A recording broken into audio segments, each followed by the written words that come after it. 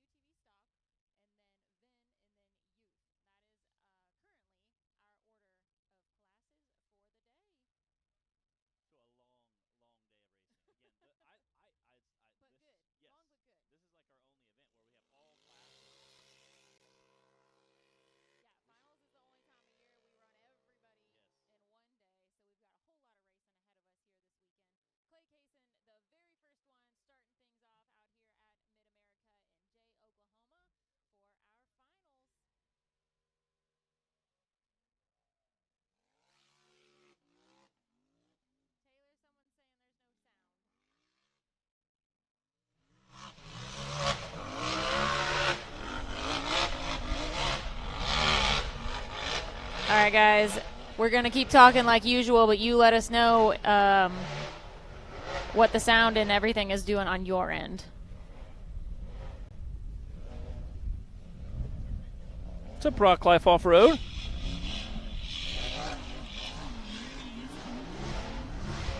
Clay making his way down into the foothills of the Mickey Thompson mountainside. Definitely making quick work of that uphill and downhill section. We have several uphill, several downhill on this after the short course section. All right, Kristen said we've got sound back now. Awesome. Well, Clay is on, I believe, his final downhill section now of the Mickey Thompson mountainside. That final descent. Aired it out through the finish line. There we go. See a nice little creek. 85.911. 85.911 for Clay Kaysen.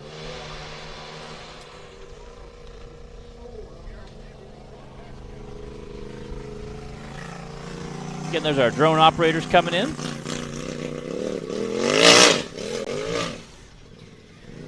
Tiffany, Jack might be looking a little different this weekend. Yeah. You might notice. We have some surprises this weekend. I'm excited.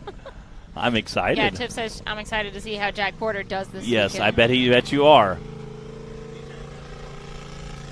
And we know why. Yeah. Yeah. Why Jack is sending in Yes. his stunt double. Yeah. Yeah. Thanks, Jack. We've got Casey Howell pulling up to the line now. Clay Kaysen just laid down at 85.911. He was our very first driver of the day. Thank you guys for joining us here on Hillside Live. We have just begun our 3 days of racing here at MidAmerica for our finals. This is the RCV Axle UTV Cup class.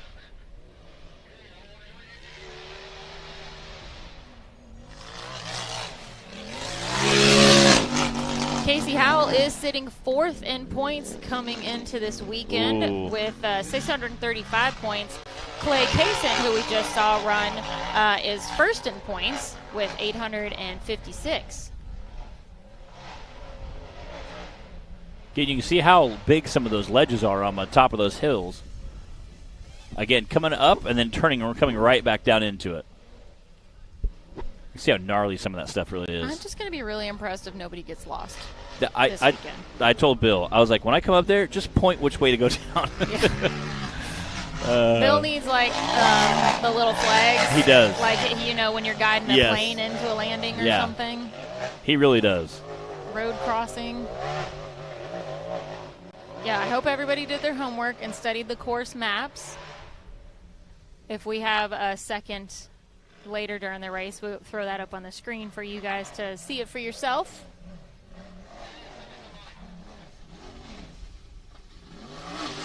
Again, try to check up there a little bit before I come down blazing into that He's coming valley into the down there. foothills. Yeah. The foothills of the Mickey Thompson Mountain. And that's a 92.710 for Casey Howell, our second racer of the day in the RRTV Axle UTV Cup class. This is Hill 1. We will have four classes, for our Cup classes this weekend. We're trying to do four for all of our classes. So with 6 classes times 4 hills, it's twice what we normally do. You can imagine we're going to have a long and busy 3 days of racing. Here's our course layout for the UTV Cup. The UTV Cup is what we're doing right now. Again, that's you can see how many ups and downs they're doing and how many options there are. When we talk about why people get confused, this is how they can get confused because you're doing all this at race pace. We have 8 hill options, and then you got your ABCs down there along the bottom too. So again, you have when you guys see why people get lost on some of these courses, you think, oh, that's silly. I wouldn't get lost. I promise you, when you're pushing that hard, that fast, trying to push that rig to that winning pack, you can really, really see how it's very easy to get lost. It's easy to blow right by your turn. Yeah. We have seen that out here before. Hopefully we won't be seeing much, if any, of that this weekend. We've got Cody Kaysen out on the course right now. Cody is 5th in points overall for the season coming into this weekend.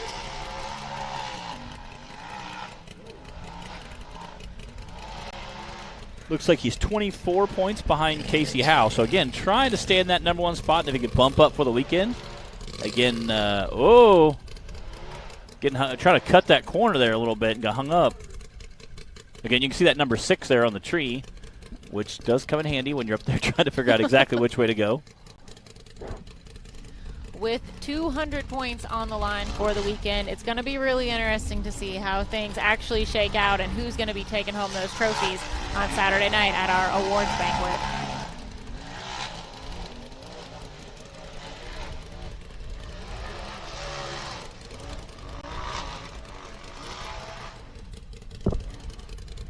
What's up, Billy? Is this double points race? Kind of. It kind of is. It's not double points. It's just double the race courses. We're racing 4 times instead of 2 like a normal race weekend. So it's still 50 points for each course, but we're doing twice as many courses. That's a 94.777 for Cody Kaysen. So, it's not double points, but yet you're getting twice as many points. So it kind of is like double points, but you're also doing twice the amount of work, too, to get those points. So, like Bree said, there is 200 points optional this weekend, which, depending on the guys that are in that top 3, top 5, that really could make a big difference. Or if you're in the top, trying to shoot up for the top 10, that could make a big difference for the season. Things can change quickly. And you know what? Look, here's somebody that we haven't seen out here with us for a while. We've got Cash LeCroy out on the course. Cash Money has done a whole lot of racing out here at MidAmerica this year, but we haven't seen him here in the NRRA in quite a while. So glad to have Cash back out here with us. Glad that he's sticking to the 4-wheeled vehicles instead of the 1-wheeled vehicles. Matt knows all about that. Yeah. Put a roll cage around you guys. Yeah, then we're fine. Yeah, we're fine with a big roll cage. And more than 1 wheel. Yes, it's true. It's only funny because it's true. Again, taking his time coming down, keeping a nice clean run going there. Cash is certainly no stranger to racing in the UTV class. And lots of different classes of racing, but I don't know how many seasons he raced with us. A few seasons. Yeah. Again, been trying his hand lately at the short course racing. It's so strange now because Cash is like a full-blown teenager. It is. And I've known him since he was a kid, little kid. Every time I see him, he's like almost a man. Yeah. It's kind of weird.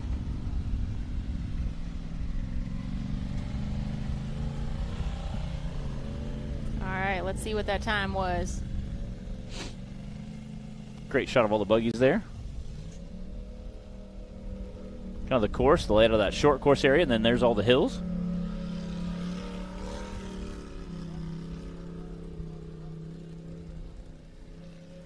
Got Madison King sitting in line over there.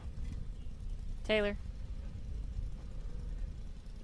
Clyde's radio's not working to us.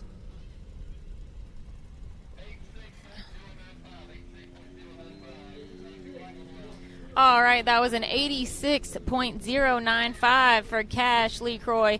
Second place time. Clay Kaysen in the lead right now with an 85, and Madison King out on the course now.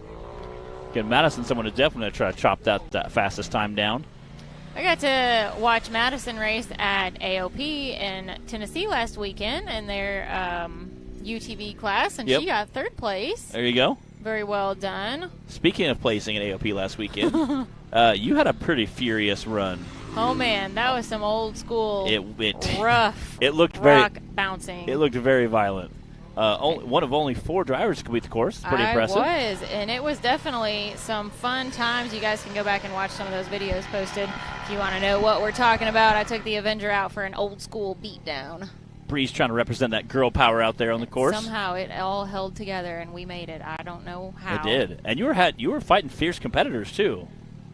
So it definitely feels good to be one of the only 4 people to complete the course. It was fun for sure.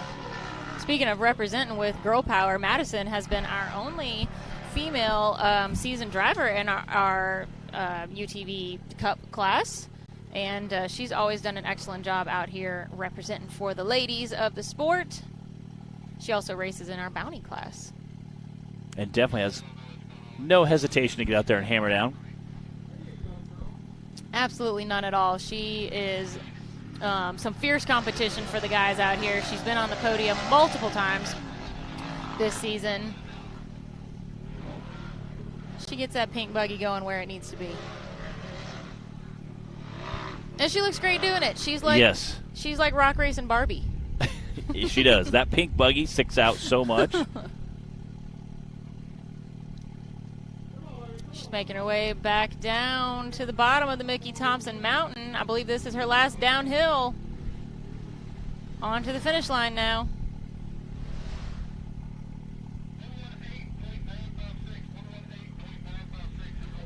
That was a 1:18.956 for Madison King. We've got something a little different on the starting line. Matt, what do you see over there? Well, it's not your average side-by-side. I like that Justin is sitting next to it, This is Dustin Havens running for Dan Carter. Well, I was just messaging Dan to see if he'll be here at all this weekend. Again, Dan's one of our seasoned drivers who always puts on a heck of a show, races multiple classes with multiple side-by-sides for part of that Rock Life off-road racing crew. So he's definitely always out there to get down and bash around a little bit. Like I said, I've seen him race 3 classes with 3 different vehicles before. So oh yeah, regularly. Super awesome to watch Dan. Again, Dan is just a heck of a great guy. So hopefully we'll look to see him later this weekend. We definitely miss having him and Jody out here with us right now. It looks like Dustin decided to stay on the level ground today. Yes. And not hit those hills in the family hauler. Probably a good decision. But he got a few points for Dan.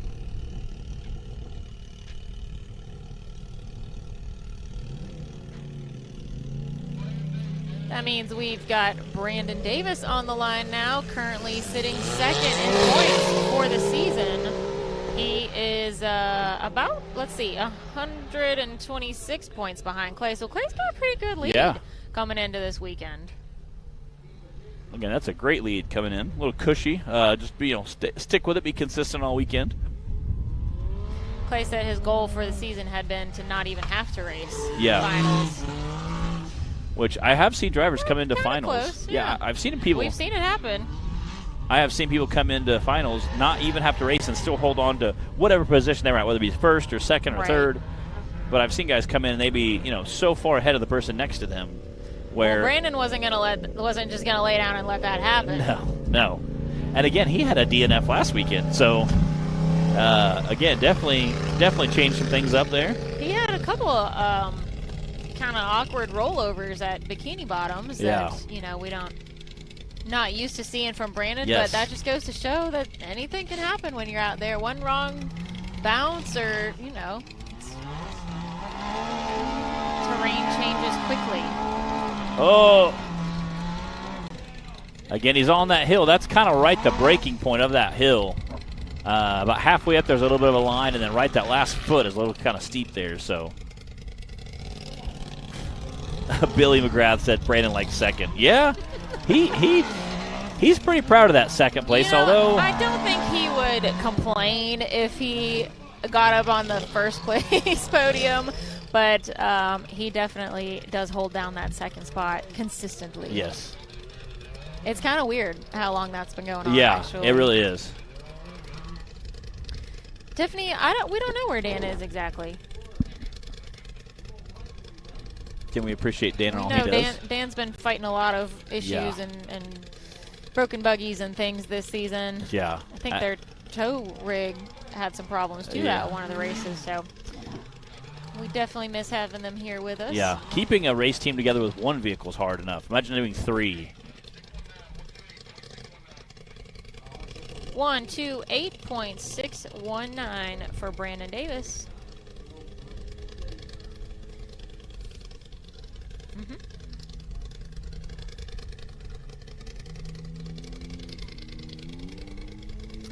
If you guys are just joining us, welcome to Hillside Live. We are about halfway through round 1 for the RC Action UTV Cup class. Alston Tidwell just took off the line.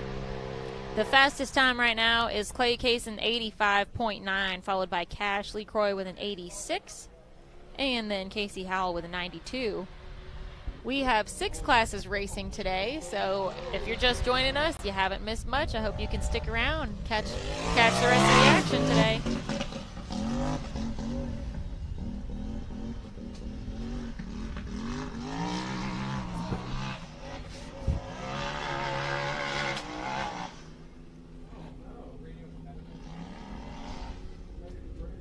Yeah, that's such a gnarly area right there. You can see him where he's kind of halfway.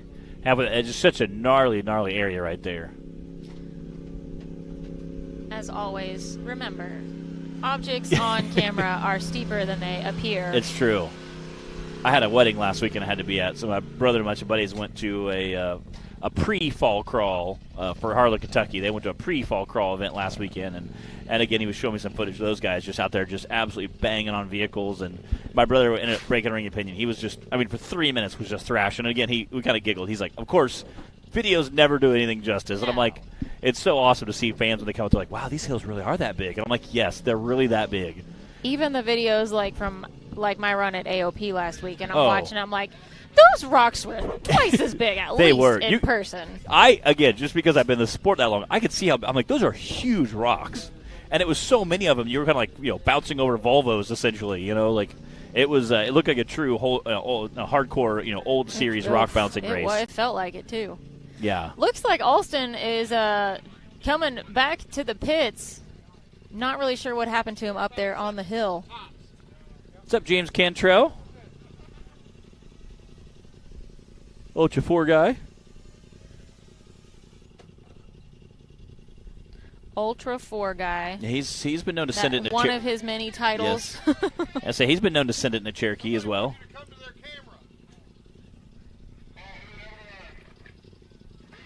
DC Thompson on the line.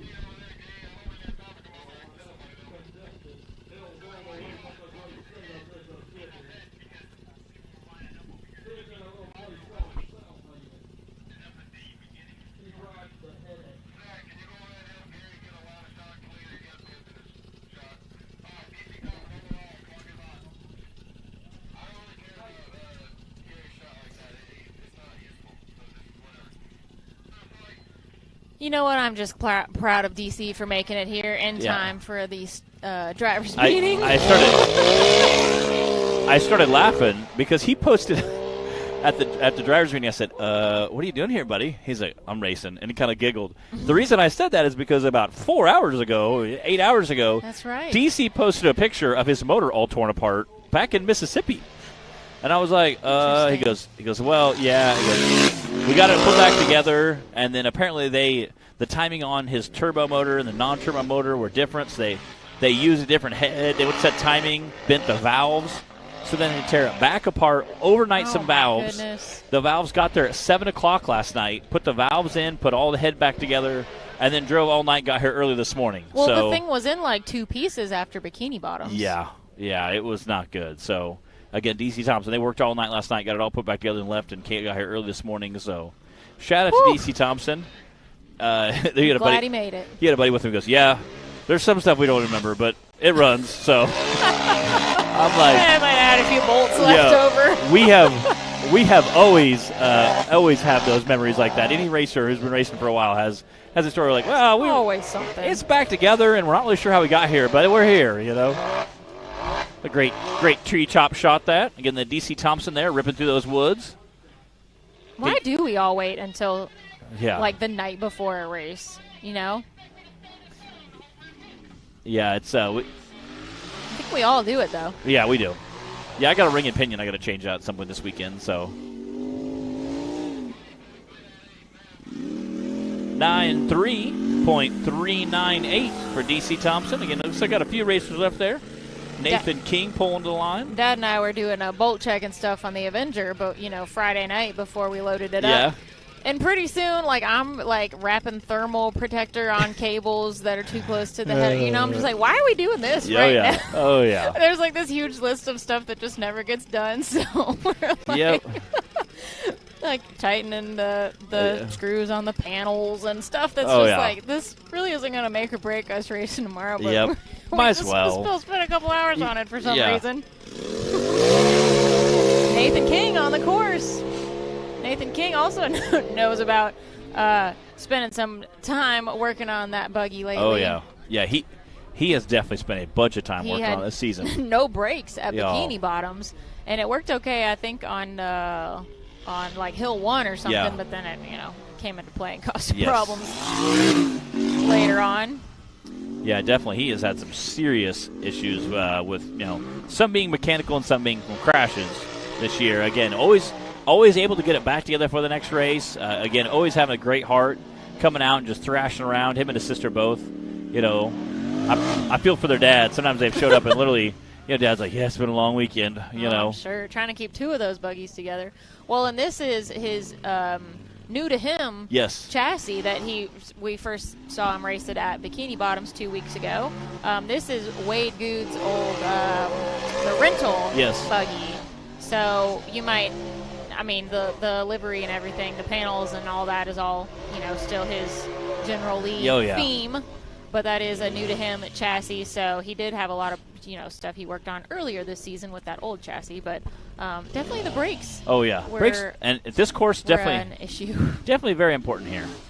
A lot of downhills out here. Glad to see that he's got a little control over that. There you go. Launching it through the foothills.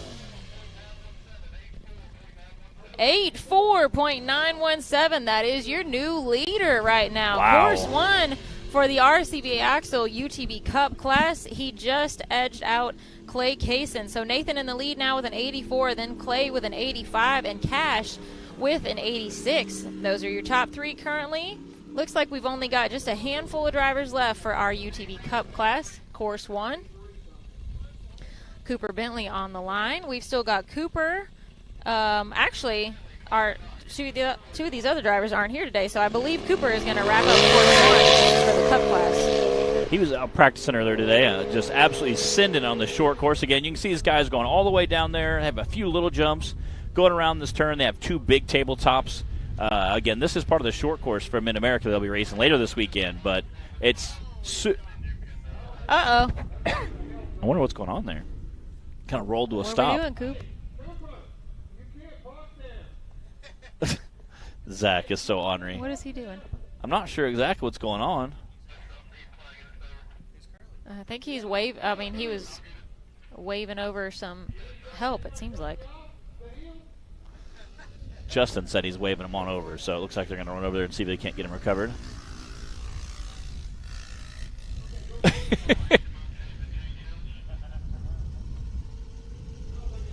Man. Well, Cooper was sitting 3rd in points for the season coming into this weekend now. So, that's got to be especially frustrating. Yeah, that's Don't worry. Keith Toolman is on the way. And Keith is really good. He can recover the best of them. Unfortunately, know that too well. All right, while they work on figuring out what is happening with Cooper down there, there is our leaderboard on the screen. This is Hill 1 for the RCB Axle UTV Cup class. Nathan King had that fastest time with an 84, and then we had Clay Kaysen, Cash Lee Croy, Casey Howell, DC Thompson, Cody Kaysen, Madison King, Brandon Davis, and then we had a couple of DNFs. That would be Dustin and Olsen and Cooper, I believe. Again, that's a great shot there, how long that short course really is, which, again, it's a lot of fun for the bouncers. We don't typically get to race long distances on short courses. We've had courses where the course 1 and course 2 for the day weren't as long as just this first half is. So, again, it's a lot of fun to see. So we'll be back right after these messages. Radflow Suspension Technology is a manufacturer of high-performance custom OE and universal length shock absorbers. Radflow specializes in OE replacement applications, shock absorbers, and dampers for military vehicles, pickup trucks, SUVs, and motorsport industries. By focusing on custom valve solutions and providing style and agility, Radflow shock absorbers is considered the performance benchmark for all forms of competition. Radflow's product base is known as the choice of champions. Radflow Suspension Technology provides superior products and unrivaled support at the best possible price.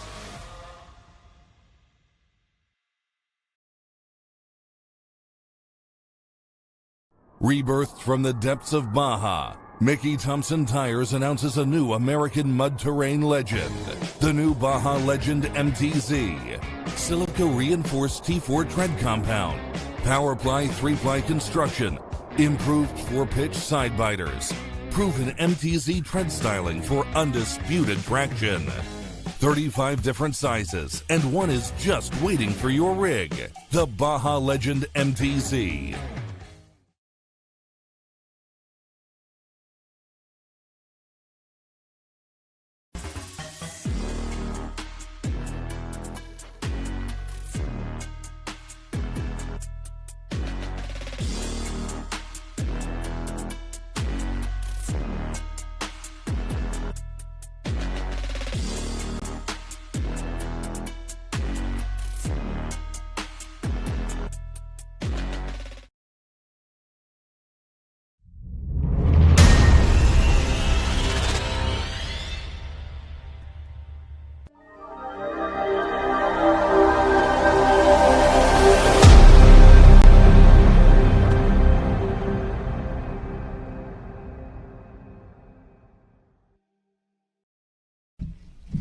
And we're back. Again, that's a great shot of that short course area there that we're going to be riding on that we're not really used to, but it's so much fun. Nothing super crazy, so you can get out there and just absolutely rip it. Bree knows what it's like to rip it. Oh, and that, man, some of the most fun I've ever had racing out here on this short course. And Big Booty Judy, the stock 4-seat razor that could. Yes, it was all great until my wheel fell off. It was. Well, each time you came around the tire, got a little flatter, but you're like, hey, she's keep going. Let's just send it. Nobody's waving me down. I'm just going to keep going. And there was 5 of us that were standing there, like, is she going to stop? Is she not? Every lap, I was like, well, keep going. I mean, it's still on the time. It's still on there. It was a lot of fun. What's up, Tim Bacon? Mr. Tim Bacon over there. All right. Let's see. We must be changing up our order a little bit here for Bounty, because that's definitely not Madison King on the line. Looks like Casey. Oh, Casey was a late entry. Okay. That's what it is. Messing up my list here. Oh, look. Jack Porter just joined the chat. Oh, look. Jack Porter. Sup, Jack? And to think I called you yesterday to see if your axle picked up.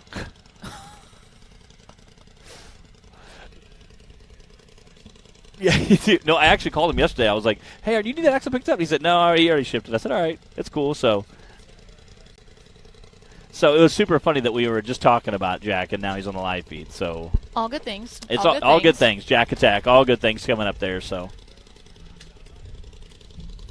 okay, this is our Bouncer and Bounty series. Again, pretty similar. Obviously, we're going a little harder courses on for the Bouncer. And again, from the map, they don't excite. You see all the uphills and downhills. And here's what I think is so funny. We have guys that race UTV Cup Series and Bouncer, which are 2 separate courses. So now you have to keep up with. Yeah, so instead of 4 courses, you have to remember 8 courses. all 8 courses this weekend. So, all right, Casey Howell is kicking off course 1 for the UTV Bounty class. We just wrapped up course 1 for our UTV Cup class. Looks like we've got about 10 or so drivers in the Bounty class. Like Matt said, they'll be racing the same exact course that the Bouncers are going to be on. As always, this is our most challenging UTV class. Really take it to the next level for these guys.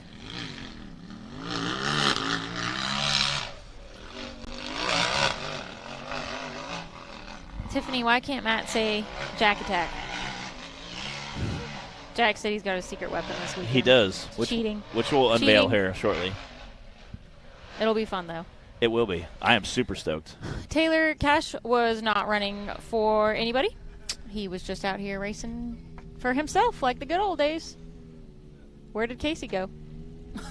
Well, I've been trying to pay close attention so I He's can. backing up there. What's happening? I've been trying to pay very, very close attention There he goes.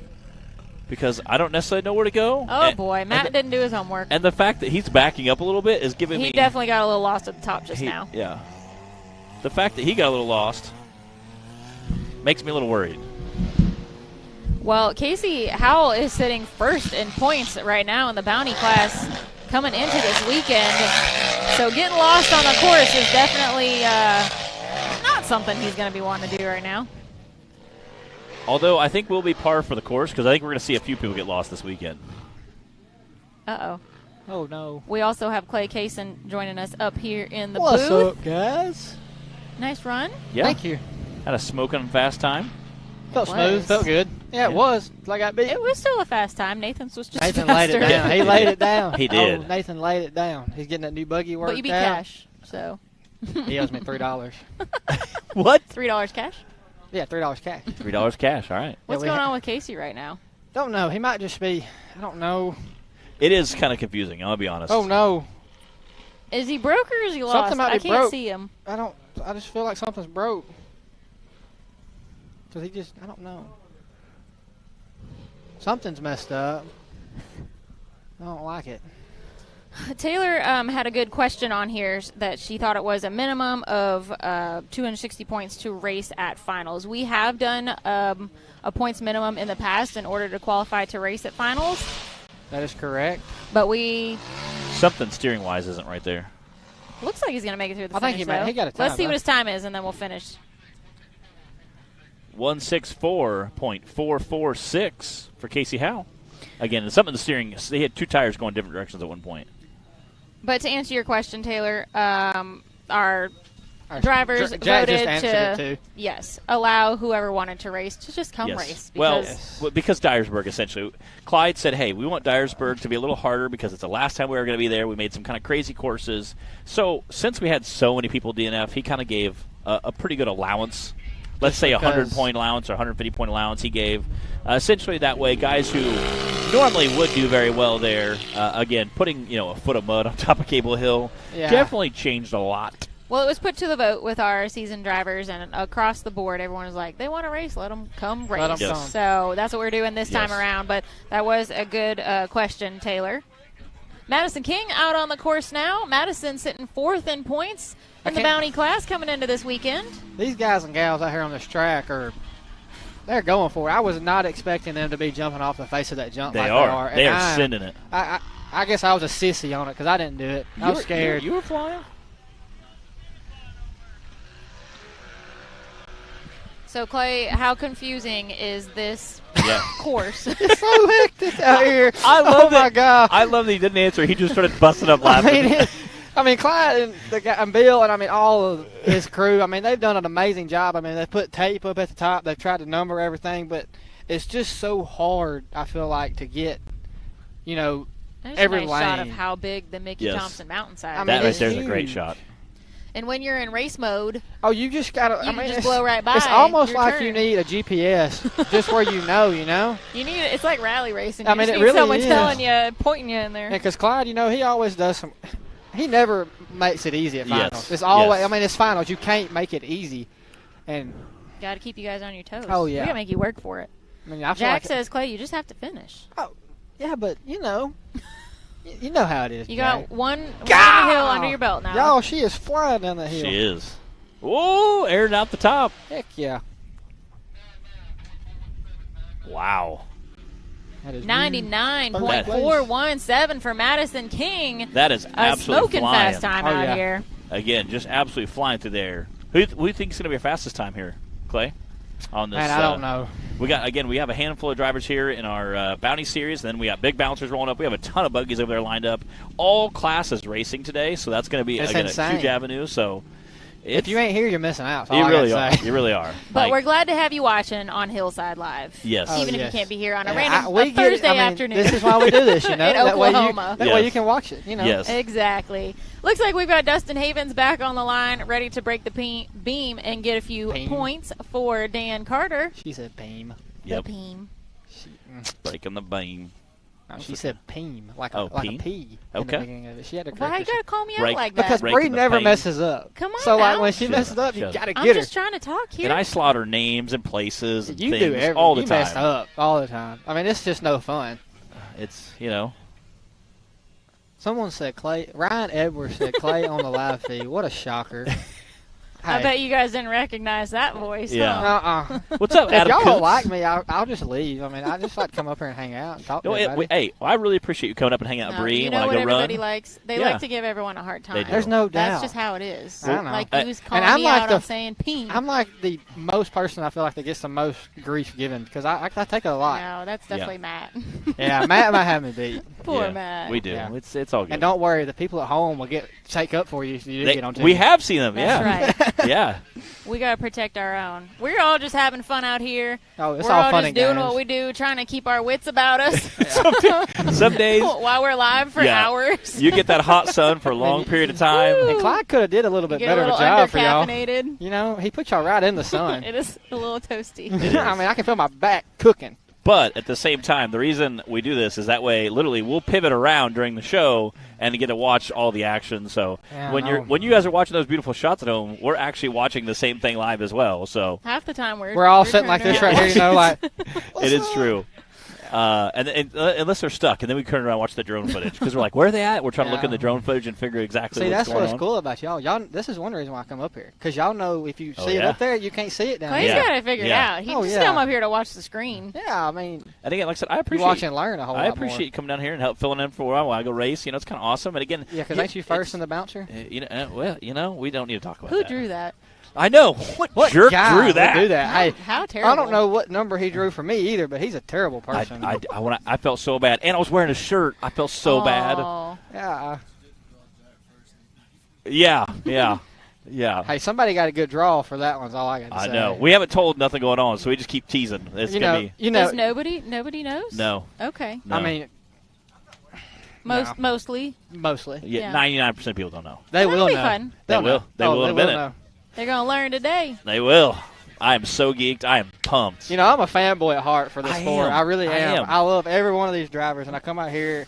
I am. And it's a blessing in disguise to get to race with these guys. Like really, because like I grew up watching this sport, so to come out here and hang out with y'all, I mean, it's just And now you're sitting on top of that podium. What? shoot. Well, hey, with a pretty big lead there, bro. You're sitting comfy. Yeah. You're in You that. sitting comfy. You're. Never comfortable until it's over. I know, but I'm just saying you got.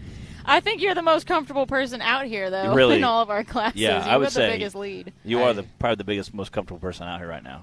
or at least close to it. I don't know. I think it's hard to keep track of everybody. It If is. you could talk to my daddy and brother, y'all would just understand the hard work and dedication that's went into this. So I mean, it. Dude, we get it. Yeah. We do understand. This The sport shop, is late not for the nights. faint of heart. No, It takes a I mean- huge amount of passion and commitment There's no to doubt. stay involved. It's, So we get that. And for I feel- sure. I'm gonna change a ring gear later on tonight. You want to come over? And help me? no. You want to come help? We'll have a dog? ring gear changing party. Yeah, That's we have. easy. Your brother was 30 like, minutes. your Are you brother's like, gonna we'll have change it. cookies? Come over, we'll change You it. just need to have cookies, and then people will come. Dude, that's Matt, you what's got up. it. That's what motivates you guys. I figure we'll get Mexican, come back, eat some cookies, I change feel your ring like- opinion. You know, I don't like people around me really when I'm working on stuff. Really? No, I just I'll- I get distracted Oh yeah. because I am ADHD so bad. So, but we have All Brantley. right, Abrams. let's see how Dustin does out Oh, here. that ain't Brantley. That's his It's- Papa. Yeah, It's the, Papa. the senior Haven. You just saw the Senior. cowboy hat and instantly was Yeah, I was like, Brantley. like, wait, there's Brantley sitting over there. Yep, Dan Carter looking all cute up there on that screen. I know. Part of that Rock Life Off-Road racing. We miss Dan Carter being out here. We're glad he's got somebody to fill in for him and get some of those points. Dan took a hard hit, last weekend or the weekend before last. That's right. I did forget about that. That was definitely a rough one. So that was Dustin Havens getting some points for Dan Carter in the UTV Bounty class. We are 3 drivers in for Hill 1 for the Bounty class. Looks like Nathan King's getting ready to pull up to the line. Rock Life Brian at home said, "Oh Lord, go Dustin." Oh Lord. Oh Lord, no, Lord. Lord. Oh Lord. Oh Lord. You got to do that southern You got to twang. get the tort, the southern twang. If you guys are just joining us here on Hillside Live, you are watching Nathan King tearing it up out on Course 1 for the UTV Bounty class. We wrapped up Course 1 for the UTV Cup class already. And then after Bounty, we're going to move on to our Brannick Motorsports Bouncer class. And then we still got 3 more after them because we're running everybody today. That's such a fun part of it. It is. Because you can just hold that mug. You can. It is. It is so much There's fun. not too many parks that we go to that have the amount of No, space. because normally Clyde is like, oh, let's dig 4-foot holes out through there. Yes. I am really excited that he didn't do that because that return is going to be so much fun. I'm in the sure big the bouncer. folks that are racing short course out here on Saturday are glad we didn't. Well, do I'm that talking too. about just over here in the middle. Yeah.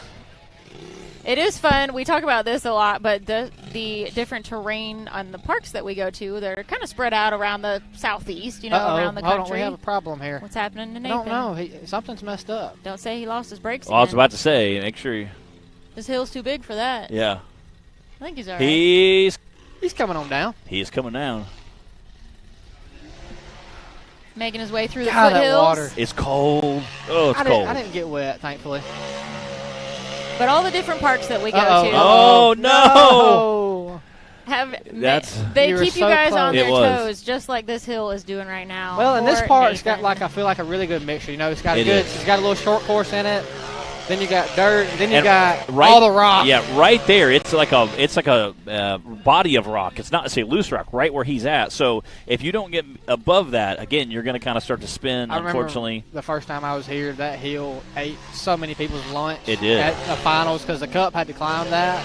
And Oh, I think there's man. only like 3 or 4 of them that finished Yeah. it. Well, it's hard to tell on camera exactly how steep it is, but also it's like this shale shelves out there in the rocks. So it's ledges, but it's also this loose The rocks shale here kind of stuff are on top of it. unforgiving. They're so like loose and sharp. I mean, you'll look at your Yes. tires and it looks like you sent them through a meat grinder. it is. It's It almost is. just as bad as Disney out here. It's almost. I think Disney's worse just because Just there's 'cause so it's much all rock there. rock. Yeah. Yeah.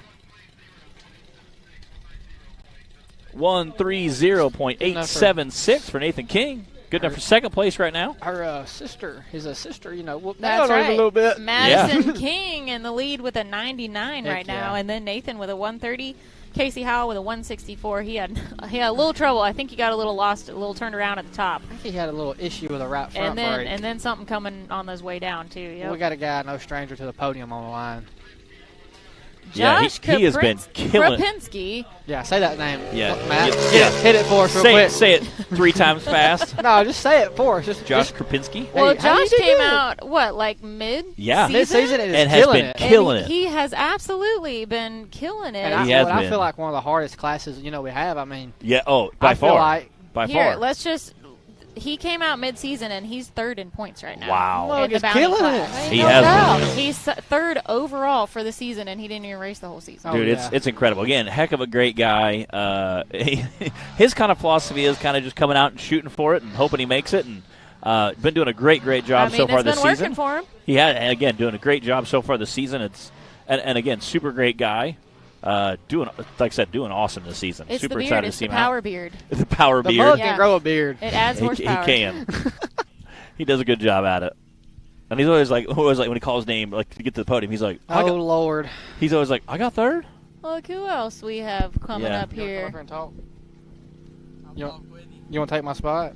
Or come up here and get in the microphone. Yeah, that's the only extra one we have. Come here. say some words, buddy. You got to talk louder than that. Josh absolutely launching up that rock wall there. You want it? Again, you can see just how hard those tires are spinning. And again, these are sticky tires too. These are a very soft compound. So if a guy in a tube right. chassis buggy can't make it, it's you know how hard it is to send it. Well, I feel like this hill is like a. Oh, man. Yeah. That drone gives that 3D These drone view. guys are insane. Yeah. Gives you that 3D view when the rocks are flying by it. But I honestly feel like on that hill right there, like since so many people's hit it now, the water from the creek has got drug up through there. And there's also mud at the bottom of it. So when that water gets on there, that changes the whole game. Yeah, that's something you can't really see on the camera, only a little bit. There is a pretty good-sized creek running all along the bottom of this hill. A pretty good size. Uh-oh. I hear a big bouncer. I hear some big motors. I think it's your time to shine. I know. All right, I'll see you guys. I'll cover for you. Good luck, Matt. Don't Good get luck, lost. buddy. You Have got fun. this. There's a brownie in it for you afterwards. There's snacky snacks at the finish line. Matt's pretty strongly motivated by food. I feel like hold on. 146.491 for Josh Krupinski. Still a pretty good time. That's a third place time currently. He did good. Looks like DC Thompson on the line now. Where did Cash go? I don't know. We don't get to have him up here with us that often I know. anymore. I tried giving him this, and he's like, he didn't want it. We got to try and get him back over here. Yeah, I know. If I had my phone, I'd call him, but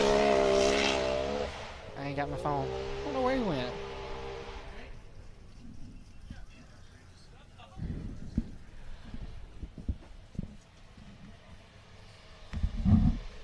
Okay. All right, so we DC. got a little surprise waiting for everybody to check out later on. Did y'all talk about what DC did before he got here? Yeah, we did a little bit.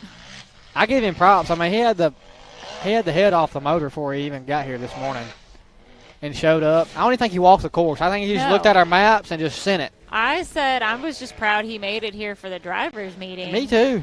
And I didn't realize everything else he'd been doing to get this buggy back together overnight. Yeah, and he is not giving it no slack either, none at all, which he never does, you know. No. You know, we have seen a little more conservative side of DC come out over the past season. I feel like he can drive. Oh, he DC has been drive. a driver, always has been a driver. Even when he was a wild man. He's had to, like, chill it out a little bit. I think he's probably about like everybody else, you know, got tired of working on them. Probably. Because, I mean, it's a lot. And that sun coming up those hills, oh, my gosh. Oh, I didn't think about that. It's insane. If you have your visor down, like the first hill I went up, I was blind when I went over the hump. I was like, oh, my God. I felt like I was driving like Bree up there with my eyes closed. Oh, please. You wish you could drive like me. I agree. Did you tell them about your AOP experience? We talked about it a little bit earlier. Heck yeah. DC airing it out, though, at the finish line. Heck yeah, that was a 100.653. Second place. He almost caught up to Madison, but she's still sitting in the lead with a 99, and then DC with that 100, and then Nathan King with a 130. We've got 2 UTVs left, and then we're just going to have, I believe, Alston breaking the beam. Cooper Bentley on the line now. Chocolate milk. Get that back. Cooper sitting second in points coming into the weekend in the UTV Bounty class, right behind Casey Howell. Tiffany Porter said DC will always be a wild man. We've known him since before he raced, and he has calmed down a lot. I would say, yeah, I've known him for a few years now. I remember he has chilled out a little bit. He come to a park close to home when I was like probably 14. And he was a wild man then.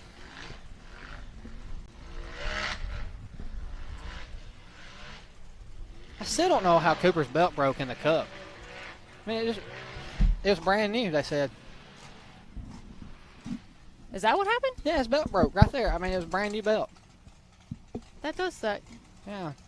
These razors, I swear. Well, they sure got a new one on there quick. Yeah, he is smoking it right now.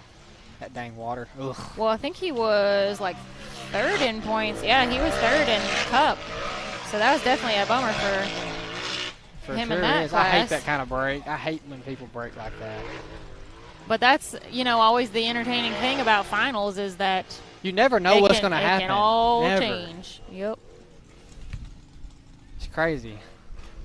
I've come to 2 finals, and it's wild. Cooper made it. Ho! Heck yeah. 89.094. Holy smokes. Cooper just smoked the course. Hey, Taylor, do we have any more vests back there? 10 seconds faster than Madison's time. Cooper in the lead with an 89, and then Madison with a 99, and then DC Thompson with a 100. You guys are watching UTV Bounty Course 1 right now. We've got one driver left, Clint Strain, and then I believe Alston Tidwell is just going to be breaking the beam. I think he broke a drive shaft. I think he broke a drive shaft. We couldn't tell what happened to him when he came down the hill. I think he said he broke a drive shaft. Clint Strain's one of these. He's a local guy around here, I think, is he not? I'm not sure. I know he races every time we come up this way, like Missouri. Yeah. And yeah, we haven't seen him in a couple events, the past couple. I think he's real local to this area. I think. I might be just, spitballing it here.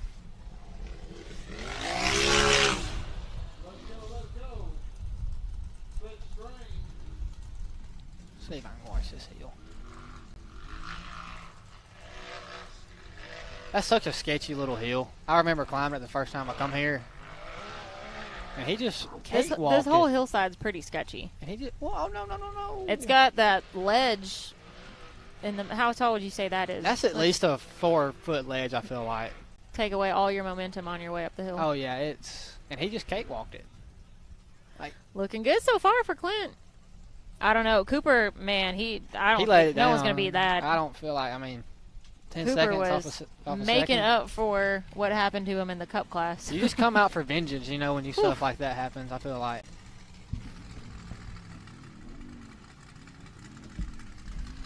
There's that creek we were talking about. See Clint splashing through. Now we got our little friend back. Oh, here he is. We got Cash Lee Croy joining us back up here in the booth. Kid who stayed 13 for 6 years, it seemed like. I was saying that I've known you since you were a kid, Cash, and how old are you now? 15 this weekend. You were a When's your birthday? Saturday? full-on teenager 22nd, now. whenever that is. I don't know when that is. I ain't got my telephone. Today's the 19th. So Saturday? Yeah. 20? No, Sunday. Well, happy almost birthday. Yeah. I won't see you on your birthday. I'll be going home. All right, Clint's through the too. finish line. 116.983 for Clint Strain. We're going to have Alston Tidwell break the beam. Cash, tell us what you've been up to real quick. Oh, yeah, hang on. He's got to answer the phone. Oh, and it's a... Life of a busy teenager. You guys might all get to hear his conversation. Because his father called him. Uh-oh. No. Yeah, you got to answer that. I think I seen your mom on here earlier. Hanging. Yeah, she's the one that told me. She was like, go to the live. Oh, shit. Cash, we haven't seen you out here racing with us in a good while. Tell us what you've been up to. The people want to know. Short course racing, working, breaking rest, and that's about it. So I did say earlier, glad to see you with the roll cage around you and 4 wheels, not just one. Show everybody the cast. Yeah, Dude. there it is. I was driving with one hand. One hand. He's such a liar. Dude, y'all. it was like this. He is such a liar. You're Bobby Tanner in it? No, he had both hands on the steering wheel. Well, you're not the only one that's in a cast out here this weekend either. Gatlin's she broke her thumb, so she's got one on her left hand, too. Dang. Y'all kids need to be more careful, man. Yeah, what happened to y'all? I don't know. I broke an axle on the first hill. Shouldn't you be fixing Did that? you? Mm-hmm. It didn't look like it, did he? Are He was still the flying. axle fairies fixing it for you? The who? The axle fairies? No. The who? I need some. You don't know about those? No, I need You don't some, have any of those? Okay. You've gotten quieter since you got a little older. Why have you gotten quieter? I'm hurting pretty bad. Oh. Poor guy. I feel for you. Got Cooper Bentley sitting in first. All right, there's our leaderboard from UTV Bounty Hill 1. Cooper, man, he laid down a smoking time. No doubt. Madison King behind him in second place. Then DC Thompson, Clint Strain, Nathan King, Josh Kropinski, Casey Howell, and then we did have a couple of DNFs and a beam breaker. Clay's done gotten good at this. How many times have you been up here this year? I think I've been on here every race, I feel like. Probably at least like on a Saturday or Friday. Just up here talking. Yeah, I mean, you got to come up here and hang out. While Matt Holt shows out. Yeah, while Matt's going to That's come out right. here and lay it down. Matt's going to show everybody where to go in the bouncer class right Everybody, now. you know, has got their eyes on 2 or 3 people, and Matt's one of them. He's one of them. He's the one. Oh, yeah, number 1. You hear that motor back here running? It's got a big block in it now. That's a large block. Yeah. With a 100 shot on it. All right, guys, we are going to take a quick commercial break, and then we'll be back with our Brannick Motorsports bouncer class. The Mickey Thompson Premium Mud Terrain is on the road and full of undisputed attitude. The Baja Boss MT. No compromises, ever. We are purpose-built tires for truck and Jeep enthusiasts everywhere. All mud tires are not created equal, and here's the proof. Powerfly XD construction, asymmetrical tread design, extreme side biters, and more. Find your tire size today at MickeyThompsonTires.com. What you want, what you want. No matter where your ride takes you.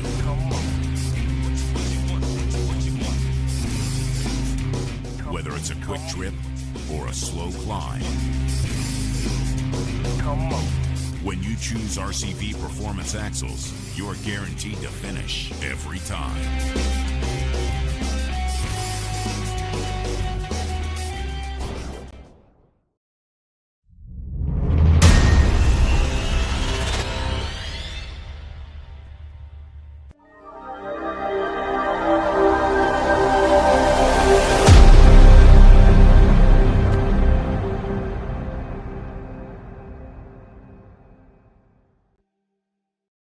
Set up straight. All right, guys, we are back. Thanks for tuning in here on Hillside Live. We are ready to start course 1 for the Brannick Motorsports bouncer class. You can see Matt Holt sitting on the line right there. That new big block, finna tear it up. And before we do that, we have a little 900 video for you guys to watch. Thought you might want to see a little something that showed up out here this weekend. Feast your eyes on the latest Tim Cameron build. You might ask, where's the motor? This guy! He put it in the back. Oh, good point, Cash. Hey, thanks for. Hey, there it is. There it is. Look at them That's headers. a in the big back. back seat, ain't it? Has Timmy Oh, built a rear yeah, engine baby. buggy before? Ultra bouncer, I believe. Ultra I bouncer. don't even remember. There's so many. It don't count. We need, like, cards to keep up with them, like baseball cards. New trail rig, got the back seat. Yeah, trail rig. That's some trail rig right there. Hey, it ain't even got bypasses on it. It's just got coilovers. Well, apparently there's some new... Internally it's internal bypassed. Yeah. It looks I didn't know deceiving, that. though. Look at that little, It looks little like it's thing just right there. coilovers. It's a sleeper. You know, it's like one of them old rat rods you look at that's all rusted out, and then you pull up beside it and it just whoops you down. Then, you Well, know, I like, think there's going to be some whooping down today. We haven't had Timmy racing with us All year. all season. He took a break and went to try his hand at some dirt track. How and do you- he's still circle trying track, his dirt hand. track racing. He's trying to Super get it figured duper out. late model. So you guys are going to see Timmy racing in the bouncer class. He is getting Jack Porter's points today. Well, here's 'cause Matt Of Holt. course, Jack couldn't let Matt in this season with more Win, points than him. But All right, here we go. Matt Holtz out on the course. I hope he studied the course map, did his homework, because last I heard he was a little unsure of I where just exactly want he the was people at going home to out hear there. this new big block he's got in there. It's Let's hear it, Matt. 698 million cubic inch. How many horsepower? Over 3,000. So many horsepower. Look at him go. You He- can't even count that. He uses it in the diesel drags. Oh, yeah. I mean, like, he could pull a sled with it. If you guys can't tell, I've got Cash, Lee Croy, and Clay Kaysen up here in the booth with me. You got a good time. Giving some colorful commentary. No, Matt! What? No! Get your butt back up there. Are you serious right now, bro? You tell him when he gets up here that you climbed the bounty hill at AOP, and he didn't even attempt Come on, Matt. the hill. 10 points, dude. Isn't it 10? I don't know. Taylor, that was cold. He's letting that big block warm up. He's saving it for Saturday. Yeah. Oh, yeah, he did say his ring and pinion was that's broke. right. He's got to have Okay. the ring and pinion party tonight. I seen all and that fix horsepower release, and I just got excited. That's right. We were excited for him, but that's right. We forgot. We we're gotta gonna okay. Gotta do some work tonight. Mine started going backwards. Now we know. Really, it's because he didn't know where he was supposed to go on the course. Right. All Who right, we got let's next? see. We should have Chris Grigg, I believe.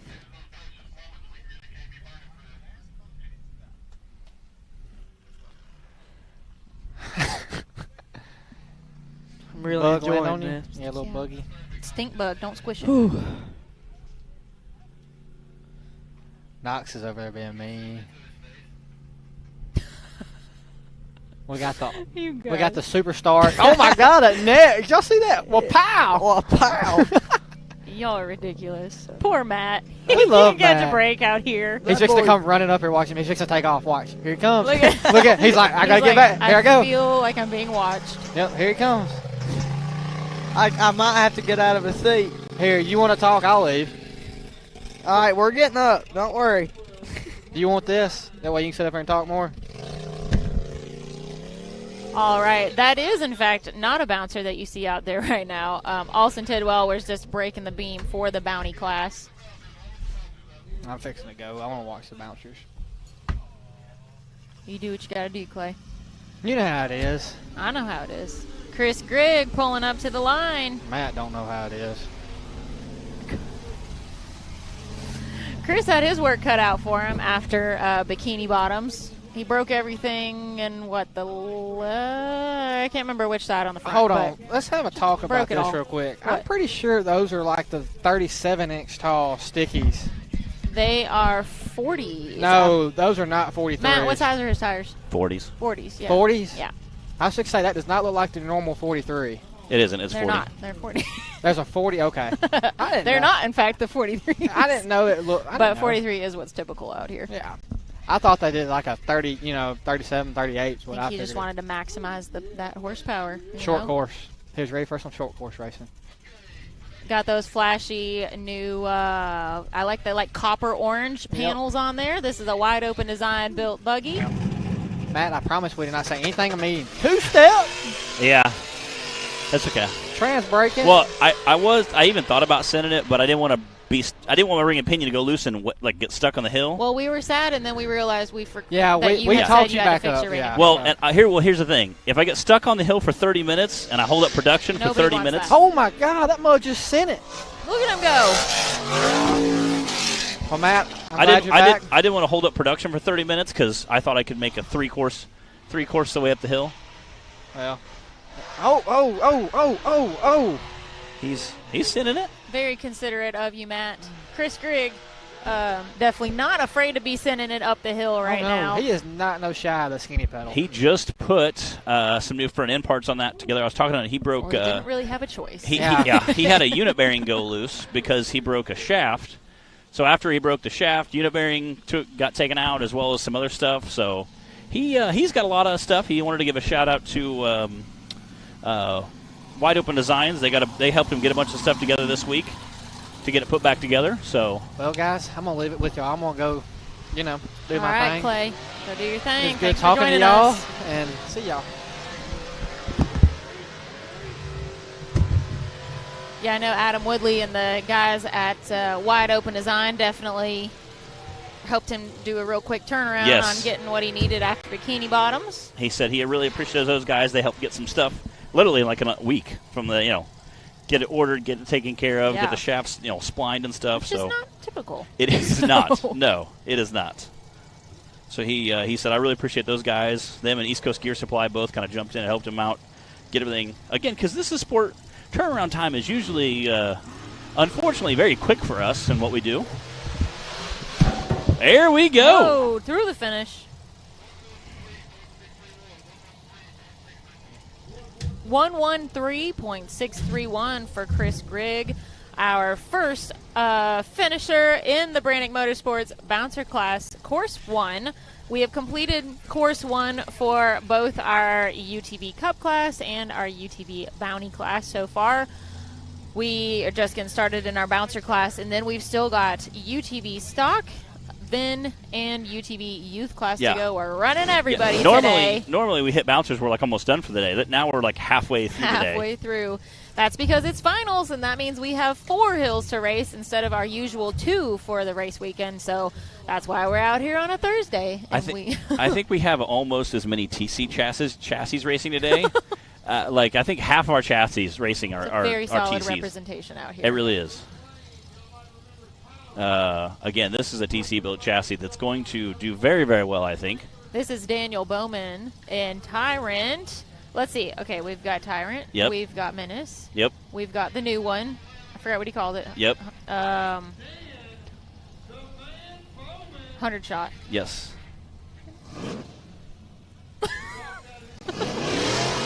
Dan Bowman taking off the line. Okay, that was my question. Thank you, Taylor. Oh, yes. I'm sorry. I didn't know what that was supposed to mean. Yes. Okay. Yeah, you missed a little video walk around Yep. of the new TC buggy. Okay, I wanted it. Like, hey, 3 minutes, and I was like, okay. Yeah, I caught some air coming off that jump, I'm pretty sure, because I felt the back end kind of slam down. I was like, oh, okay, all right. Like, hello. Cool. We caught up with Dan Bowman and Clayton Smith of the Reclaimed Racing Team a little bit earlier this morning. Hopefully we'll have a chance to share that interview with you guys sooner rather than later today.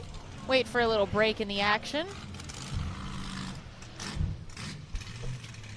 We are definitely trying to keep things moving quickly today as we're running all 6 of our classes, and we're trying to beat the sunset and make sure that we're not out here in full darkness. So you'll probably notice that we are keeping everything moving pretty quickly today. Luckily, we haven't had really any recoveries so far.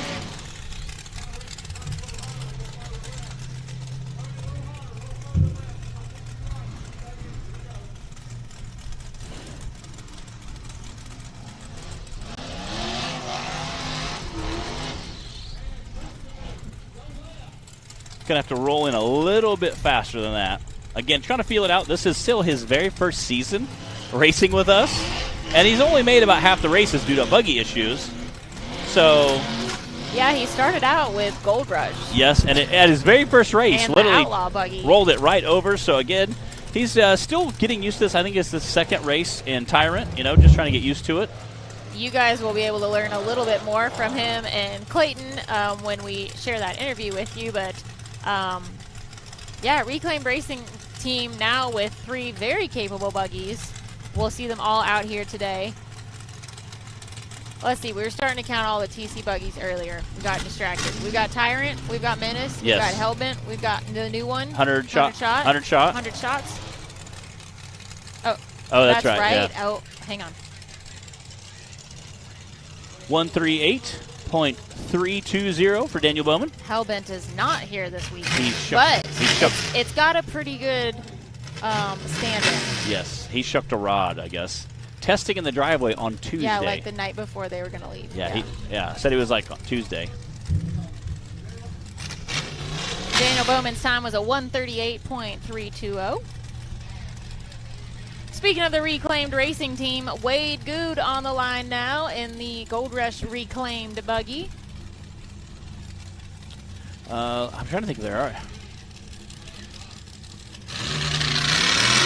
Wow! Whoa.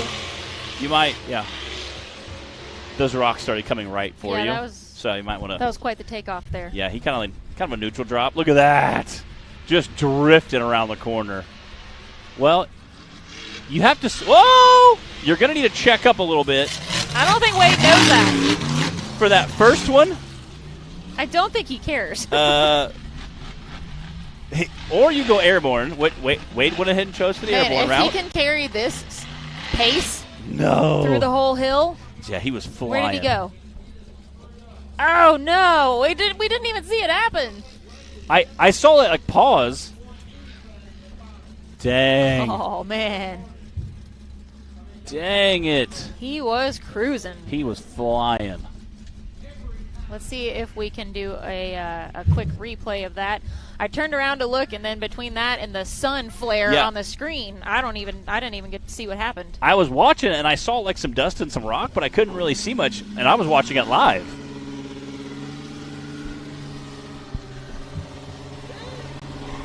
Again, this also Dan Bowman rig. So he's in that section of the first hill climb where we talked about there's like a 4-foot ledge right in the middle of it. I'm going to assume he just had a bad bounce on that. Let's check it out on this replay. Again, just caught a little bit of a bounce. Yep. Oh, man. You know what? That is pretty much exactly what I did at the bottom of Cable Hill. Yeah. It was like a little bit of nothing, but all of a sudden I was on my lid. Yeah. Man, hate to see that for Wade. Again, talking about rock bouncing racing that you've done. Last weekend you were out there, AOP, crushing it. Man. Thrashing through some of those big rocks. That was a beat down, all right. The Avenger has not been abused like that in a long time. It hasn't. Again, one of 4 drivers only one of 4 drivers to finish the course. So that's super impressive. Thanks, man. I'm just I can't believe that the buggy held together through all that. Yeah. Zach over here with his usual encouraging comments. He turtled, for goodness sakes. Yeah. Oh, yeah. Unfortunately, Wade. I do remember that. Wade does not have a throw a steering wheel. A successful. Yeah. Yeah, he turtled like right over here. Got out, was rocking it. Oh man. I would pick this part home finals 100% of the time. Yeah. Ricky Berry, what's up, buddy? Mr. RCV in the house. Taylor Giles, let's go, Wade. Yeah, again, heck of a one. Prudence Giles, I don't know if there's any. I'm trying to remember all the TC chassis out here. I know that like half. I feel like half the buggies racing this weekend are TC built. I saw that, Taylor. Just because hair is like stuck in my eyelashes. Yeah. Sorry. That's why I rock a mohawk. I couldn't leave it. My mohawk doesn't get stuck in the microphone as bad, you know. Yeah. Well, I don't think I'd look as good with one of those. You never know, Bree. You never know. You do, so. I'm sure Daniel probably brought his razor. We never will know. Daniel brought his razor. You can make some bets, you know. I'm just saying. No. He is. No. He is. He has like a pair of pit vipers on, a wig, and the hat. It didn't even look like him when he was walking up. Again, right now we're getting doing recovery for Wade.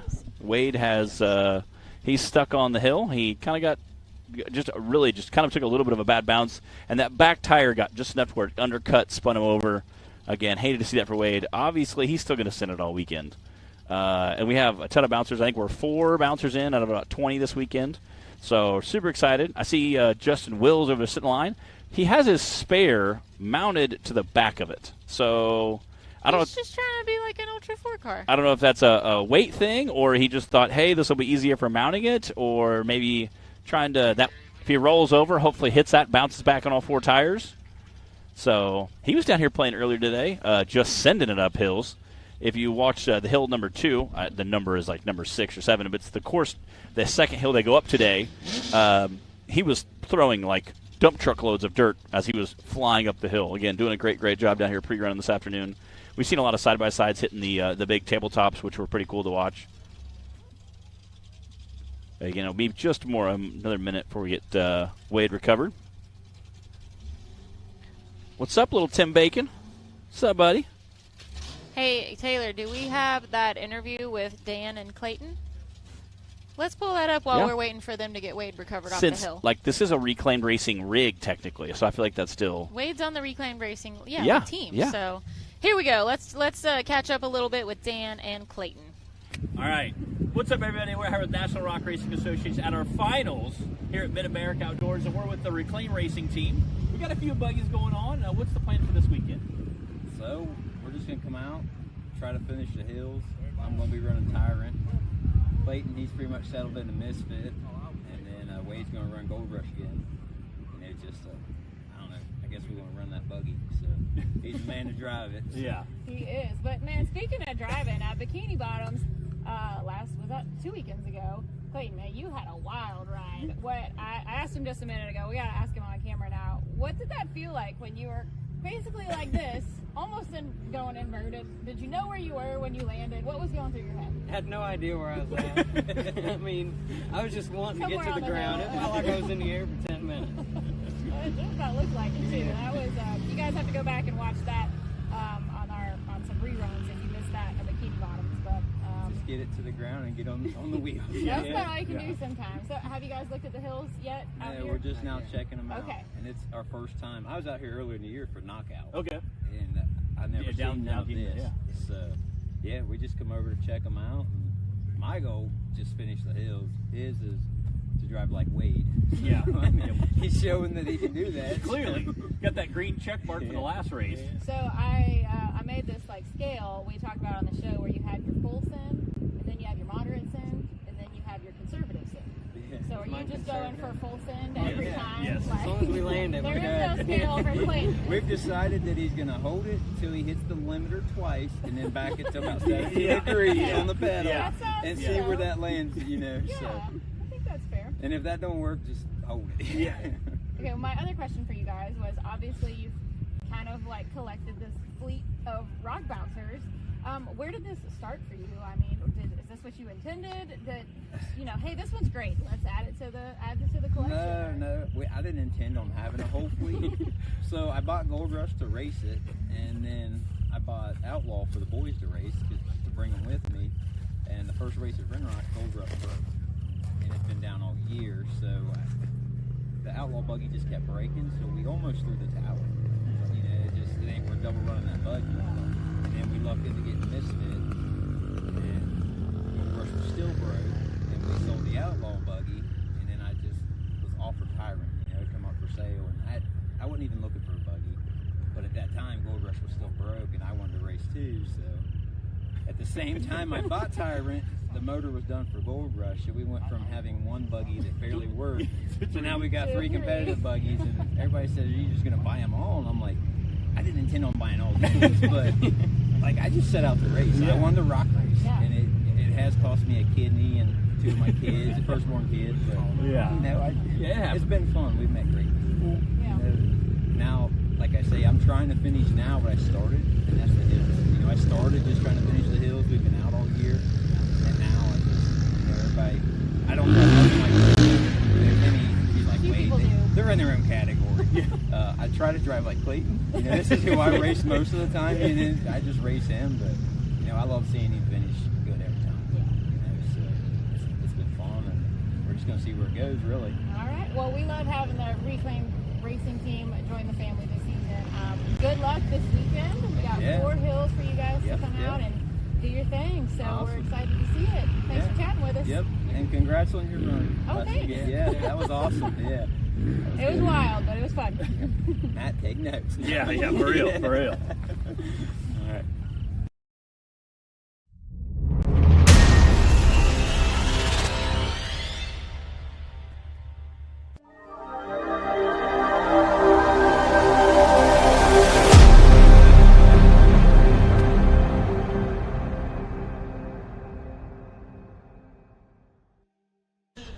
And we're back. I think I hear Wade getting fired up on the hill up there.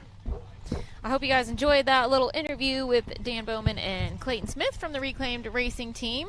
Get to know them a little bit better. Yeah. Hear from them a little more. Again, I'll still never forget it. I remember Dan at his very first race at Windrock this year. He said he was kind of giggling, and he said, "Hey, I don't care if I've got to stop and use my turn signal at each coil."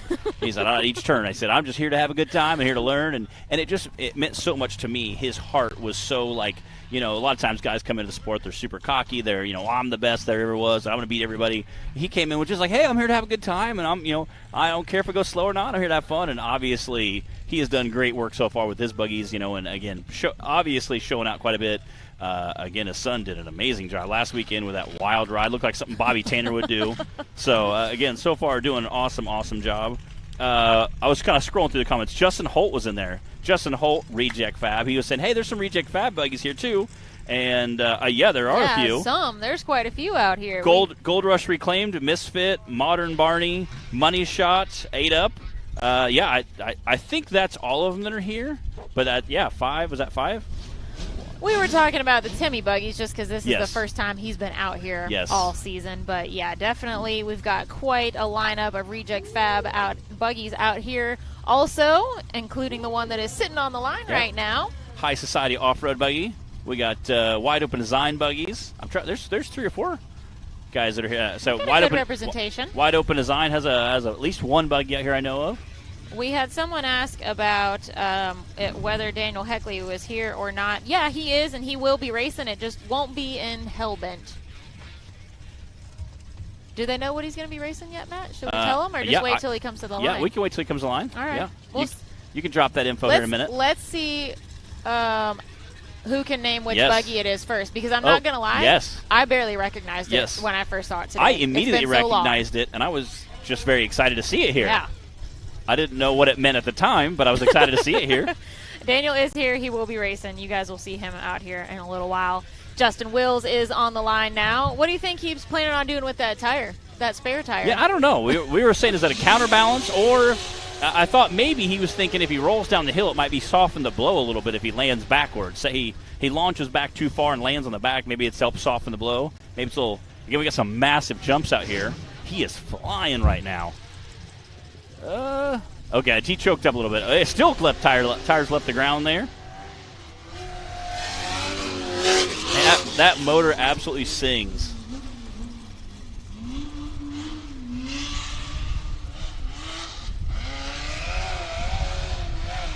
Go, baby, go.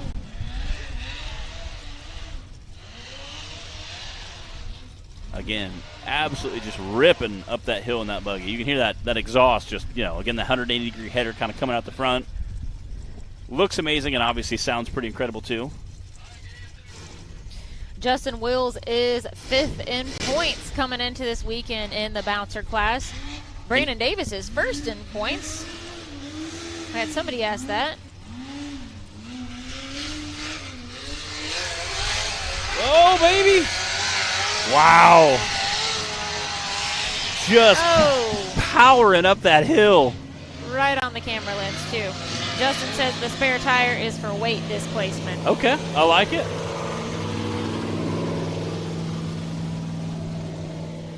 That's what my spare tire is for, too. Yeah.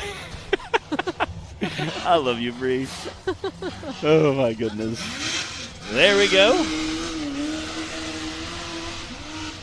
And launching through the finishing line. 99.888 for Justin Wills. That is her new fastest time. We got Money Shot sitting up in the starting gate. Another reject chassis there. Cooper Bentley. That was originally built for Timmy Sortson. Timmy Sortson has since moved to Florida. Now he's like a captain of a boat or something. Captain Sortson. He's the captain. Yeah, he is the captain now. I'm the captain now. He's a good buddy of mine. Timmy's a great guy. He started out in Hillbilly Deluxe and then had Reject build him a chassis. Went to a turbo buggy, raced it for a little while, and then Cutter, his son, started racing motocross. They kind of started doing more of that, and he ended up selling that, and now he's moved to Florida. He was inviting me out the other day to come hang out, so I was like, okay, you twisted my arm. Cooper Bentley is 3rd in points right now coming into the weekend. I'll give you your top 5 in points. It's Brandon Davis, then Daniel Heckley, then Cooper Bentley, then Wade Good, and then Justin Wills.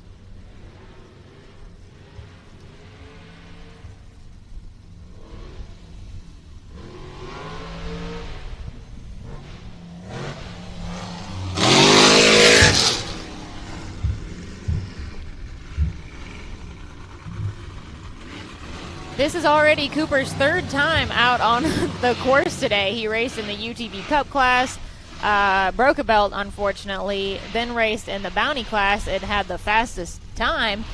And now he's out here laying down a nice, smooth run so far in the Bouncer class. Cooper's getting his money's worth this weekend. He said, sign me up for all of them. Bet we could even get him in a little 200 if he had the option. I believe it. we have several. You'll have to get him in that youth class. Yeah, we had several drivers down there talking about it this morning about the 200 class, saying that we would.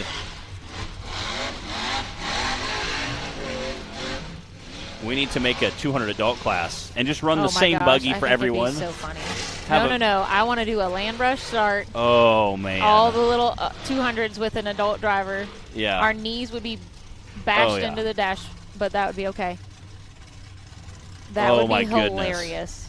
It's like off-road bumper cars, essentially what it would be. We might need some donations. Oh, no! Oh, Cooper, come on! Oh, no! Wait. Oh. No. Come on, Coop. Yeah, man, you hate to see that again. Heck of a run by Cooper Bentley. Man. Do we have a replay, Taylor? Let's try and let's see exactly what happened here. At least he didn't roll. Yeah, at least he didn't roll over in the mud. You know what? Cooper was 3rd in points, and Wade was 4th in points, and they both rolled over on course 1 now. I don't know what these guys are doing. They're just keeping it tight, I guess. Let's check out the replay. Again, was definitely flying the downhill section. You can watch right here that rear end donkey kicks, and he had already started cutting the other way. It just the momentum just brought it over. Small chance that he could have Bobby Tannered out of that, but that would have been tough. I'm with you. I don't know. There was a very micro chance there. But you know what? Cooper also has 3 more hills to race for this weekend. So, Ryan Edwards says, "Tell Clyde to do a pick bike series next year." That would be good. No. That would be good.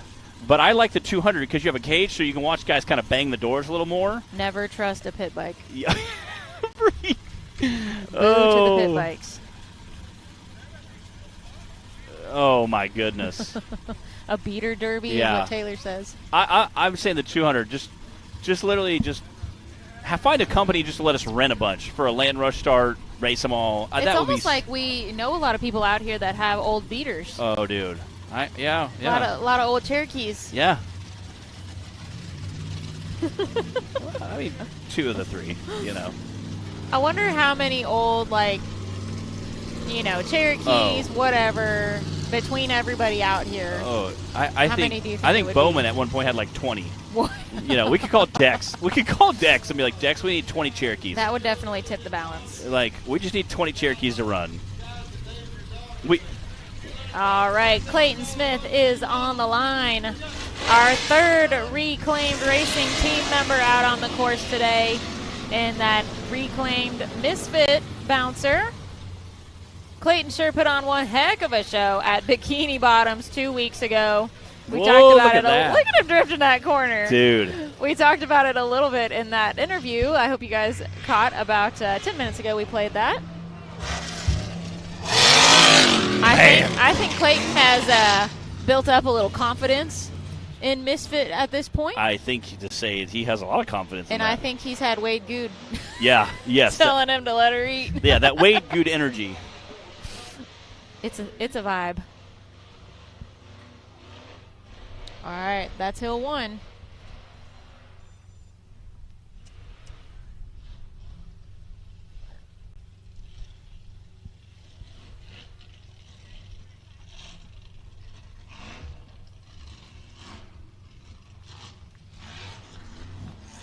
All right, across the foothills of the Mickey Thompson mountainside here. Back up hill 2. Go, baby, go. Come on, Clayton. Come on. So far, so good. He already got further than Cooper and Wade. Yes. Think about it that way. Yeah. Again, they had some wild rides going in. Jack says they're going to have to freshen that motor up. Yeah. That's what the off-season's for, right? Yeah. It's got 3 more races we got to survive. It only has to make it through Saturday right now.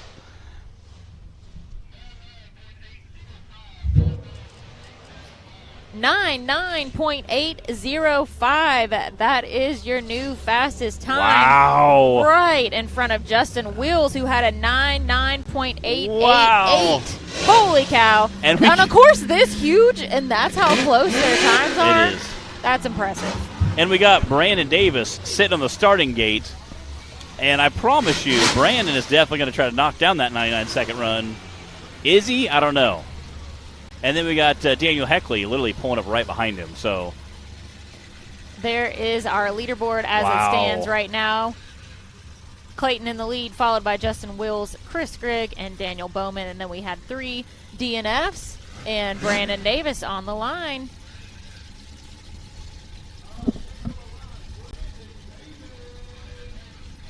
you know he's going to try to smash this. All right, let's see how old Menace handles these hills. Menace is a good buggy. Right, Taylor? Talking about it like it's a horse Taylor? or something. Right, Taylor? Menace is a good old boy. Taylor's favorite buggy is Menace. And I think it's just the IFS gives it such a... It's good looking and it's is. a good performer. I mean, it's that front end just sits really low. Again, the IFS works very well at some courses. Brandon will say that big ledges obviously doesn't do as well on. So we'll see. We'll see how this run goes. I don't think he's going to have a problem with that today. We don't have any big enough ledges.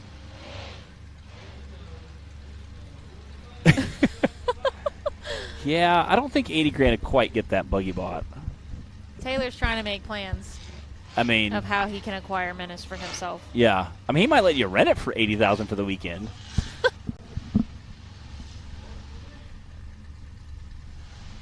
I think he's right. He's just making sure he's going up the right hill. Probably double checking. Yeah. Making sure that's his turn. I promise you, that's exactly what he was doing. He kind of rolled up, and you could see him kind of halfway glance at the first one. He's like, nope, not it. Counting, 1, 2. All right, this is it. The time to beat right now is a 99.80 from Clayton Smith. I feel like it is. I don't think so. All right. It is. 99.281, your new fastest time. And literally, we have 3 times that are all within 0.6 of a second. Oh, my goodness. Wow. That is incredible. That is crazy. On a 1.5-minute long course. Yes, it's that. They're getting that close to each other. And that's what people don't understand. This is a 1.5 long, literally 1 minute and 39 seconds for a course. And we have 3 times that are within 0.6 of a second. Matt. Yes. Look who's on the starting line. So Daniel Heckley. When I saw this, I thought it was Matt Schuster because last week he's just listen to it for a second. I know it's an amazing buggy. So we were last week at Dyersburg, or 2 weeks ago at Dyersburg. I was telling Matt, you need to come, you need to show up, it'll be a great time. And he said, well, the buggy's kind of hurt. I said, dude, who cares? Just come on out, it'll be a great time. And I saw it, and I was like, Matt's gonna race. He made it. And then they're like, no, that's not Matt, that's Daniel. Well, if you haven't figured it out, this is the Bad Attitude buggy, Matt Schisler's first bouncer. I kind of forgot. I didn't know he still had it. Attitude. Yeah, that's what I said. Bad Attitude. Yeah.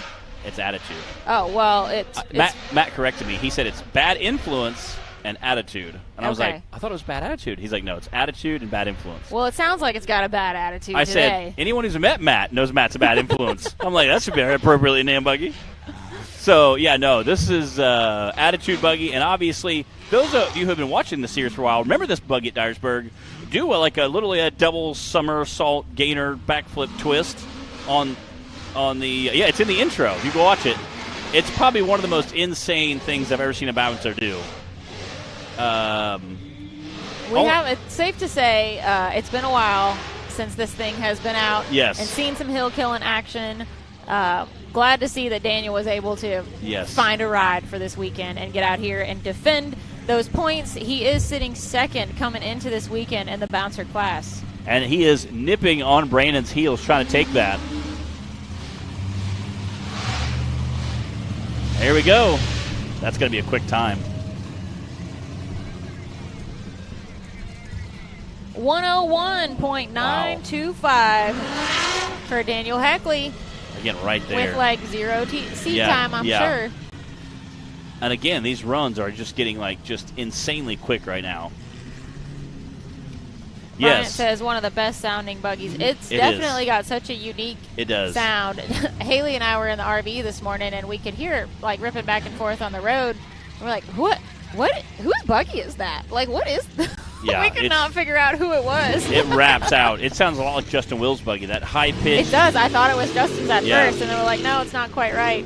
Colby Reich out on the course. Again, Colby taking a podium win this season. Again, he committed beginning of the season. He said, I'm really excited. He said, I've rearranged my schedule. I've set some money aside. We're going to commit to the full season this year, and ended up getting a season win at a regular race this season. So we're super excited to see that. Sending it right now. All right, I got to say it just for tradition's sake. 8 Up is about to go straight up these hills. He's doing very, very well. Again, going to try to keep that momentum moving there. We also have to give Colby a shout-out for just always being willing to run in and help, with recovery or safety or a medical issue. He's a trained EMT, I believe. Yes. And he will jump in and help anywhere, any way he can. So we definitely appreciate that. So many of our drivers do that, of course. Yes. But especially want to give Colby those props, too. We're not exactly sure where he went up at the top right now, though. He shut it off, they said. Uh-oh. He's out of the way. Uh-oh, he's out. Uh-oh. That's never a good sign. Bill Blaisdell, one of our... Oh, he took his helmet off. He's not happy.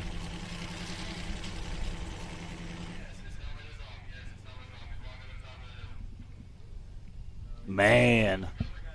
Dang it. Hey, tell Clyde he's out of the way. Hey, Taylor. Tell Clyde his buggy's out of the way.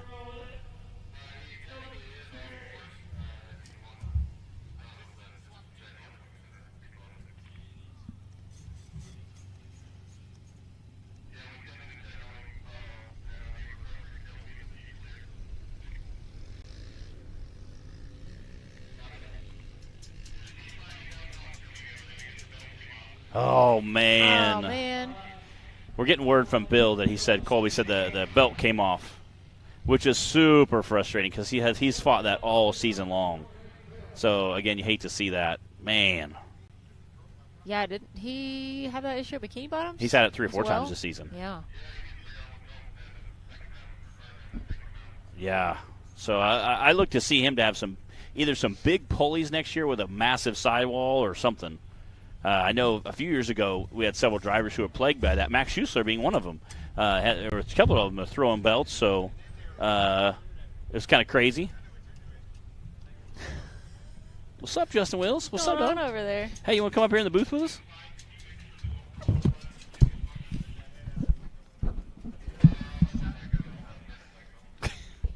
We've got Justin Wills joining us up here in the booth while they work on getting Colby recovered. What's up, what's up, what's up? What's up, buddy? So we were speculating on the tire mount. We got a couple people in live feed were commenting. What's up with the tire on the back? So you see all these big tabletops? Yeah.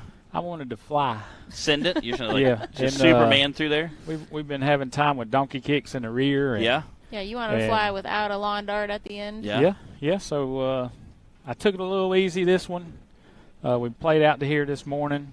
Kept getting a little faster and faster. And still faster a little bit, but I still got a lot more. Yeah. So. The buggy was screaming through there. Yeah. Have you seen these times? Bro. Yeah. How close you guys all are? Yeah, I see That's that. crazy. I see that. It definitely seemed like I was going a whole lot faster in the it always does. than everybody else. Does. Yeah. But I come in, made that turn for hill 1 and caught the edge of it, and with the water, I didn't hit my initial mark. Yeah. And the whole way up, it was bicycling back and forth and just trying to make it up hill 1. Everything else turned out pretty good. But and kept the momentum. Luckily, kept the momentum going up. Even though it was kind of sloshing side to side, you still kept getting progress there. Yeah. So, but, again, kind of important. But I am going to tell you, these 3 DNFs, Wade, Cooper, and and Colby. Yep. I don't know if you look for season, but we're coming for 3rd place. So we sure are. It's yeah, be a race. We've got, it's going to be a race the rest of the weekend. Yeah. You were in 5th coming into this weekend. Yeah. You had Wade ahead of you, and then Cooper. Yeah. Daniel and Brandon. Yeah, I was 50. I want to say 50-some points off of Cooper. So. Yep. We just gained about 30. So. Yeah. Let's see what we can. It'll be interesting. Let's see what we can do. What do you think about these courses out here? I love MidAmerica. Yeah. I mean the hills are great. I would say that it's not really a rollover type of place, but I have rolled over across the finish line before. You have. That's you have right. really rolled through the finish line. Yeah. What do you think about the short course section? You like that? Oh yeah, I love it. I love it too. It's fun. Not everybody likes it. Yeah. So. This guy, That's I tell right. you, this guy. Yeah. So you want to go ahead and talk about that a little bit? Yeah, we bought a Pro 4 truck, and we're going to join the National Pro Series next year. And I don't know exactly who will be driving it. I don't know if I'll be driving it, if I'll have somebody driving it. The goal is, right now we got some parts on order. Hopefully we'll have the parts by the end of November, get it all back together, and hopefully I can rent a track somewhere. Bring a couple different people out and hit a couple laps. And where does that series run out of? Is it local to you? No, I'm in North Carolina. Nothing's local to Nothing's you. local. Start talking about Pro 4s, trophy trucks. Yeah. It's all over. It's all out. So we'll be at Crandon twice, a West Coast race, Missouri. So Midwest, nope, West not Coast. Local. Yeah, Midwest and West Coast. Like I'm way over here, and it's way up here. Nobody races in North Carolina. No. But the first. I hear Tim Cameron online. One to watch. This is the new TC built buggy. Jack Porter. Yeah. So TC is filling in for Jack Porter, but this is his new buggy. He just unveiled it yesterday, last night. Got some cool videos. If you haven't seen it, check it out. We did play a brief walk-around video right before we started the bouncer class, just to give you guys a little more up-close view. Wow. Jeez. He is taking off in full send. Wow. Again, taking off hard. We're going to see again. He's done a little testing in 2. Wow, he is. He's been racing dirt track all season too. He has. This corner out there looked pretty. He did. He came around that. He came around that corner darn near sideways. He is setting a pace right now. If he can keep this, that's definitely New Year leader right there. Holy cow! There's a lot of course still left, Wow. and we thought the same thing about Wade though. Again, this is really rare because he went to a single shock per corner. We're used to seeing a shock and a bypass. Kind of ditched the bypasses, went to an internally valved one with the reservoir. So a little different thing. Obviously a little harder to tune the shockability there, but a little bit lighter as well, so shave some weight. You can move a little faster. We'll see what he's going to do on the second hill. That exhaust sounds incredible. The rear engine Yes. also is fairly unique out here. I think he's our only rear-mounted engine racing today. The only one out here today. We've had a couple over the years. Brandon's kind of side next to him, but Timmy's the only rear-mounted engine this weekend racing with us. Man. Oh, man. What's this time going to be? Yeah. 8:3.450. Almost 15 seconds, 16 seconds faster than second place. Oh, my goodness. And I think, honestly, here's why I'm going to say that was so much faster. The straightaways. Oh, he was crushing it along. He was 10 seconds faster than the straightaway, probably. Yep. So I think being able to come out and just absolutely hammer it down in that straightaway. And we had talked a little about that, some of the drivers this morning. The guys who have that high gear, me and Chris Griggs was one of the guys saying, the guys who are able to hit that high gear can make up a lot of time. So I think that's really going to come into play. The guys who have those higher gears who can really push it. Again, Timmy just setting the world on fire. Wow. Ooh, that means he just moved Brandon Davis down to second place with a 99.2, and then Clayton Smith with a 99.80. Justin Wills right behind him with a 99.88. We had 3 drivers within 0.6 of a second apart. Yep. And that's incredible. All right.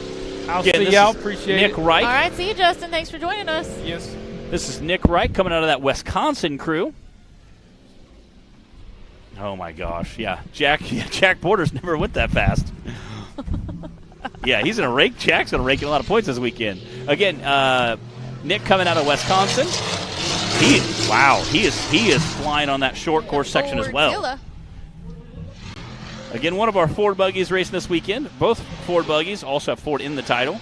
Again, he's a chromoly chassis that was built by Jake Pike, so definitely those uphill sections, I would say him and Larry Krogh, you can see him and Larry Krogh literally just throw the buggy up the hill.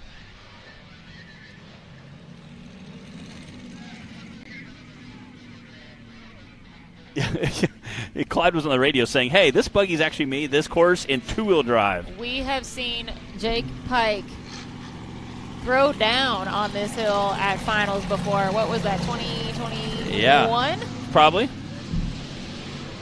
There we go. Go, baby, go. It's going to be a quick time. Again, being super light has a huge advantage when you're trying to throw something up these big, steep vertical hills with these big ledges. Again, running a Ford big block, obviously. Yeah, we love our cameraman. That's a great-looking shot there with all the light coming through. That beautiful Ford buggy rolling down. That's going to be a quick time.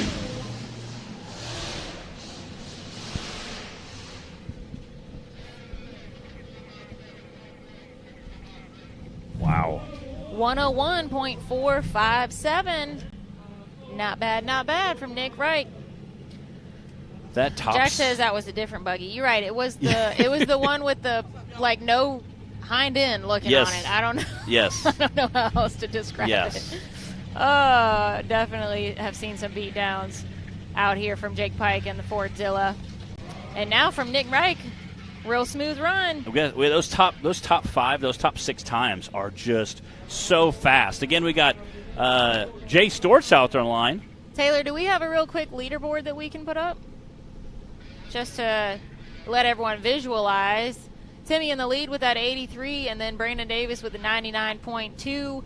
Clayton Smith with a 99.80, and Justin Wills with a 99.88. Nick Reich with that 101.4, your top 5 right now. And then Daniel Heckley right behind him with that 101.9. Yeah. Chris Grigg and Daniel Bowman rounding it out. We have several bouncers still to go. We are on Hill 1 for the Brandick Motorsports Bouncer class. If you guys are just joining us, we still have lots of racing to go today. We've got 3 more classes after this. This is crazy. And it looks like Jay Stortz is on the line. Again, I'm kind of curious why Jay is not in Ford play right now.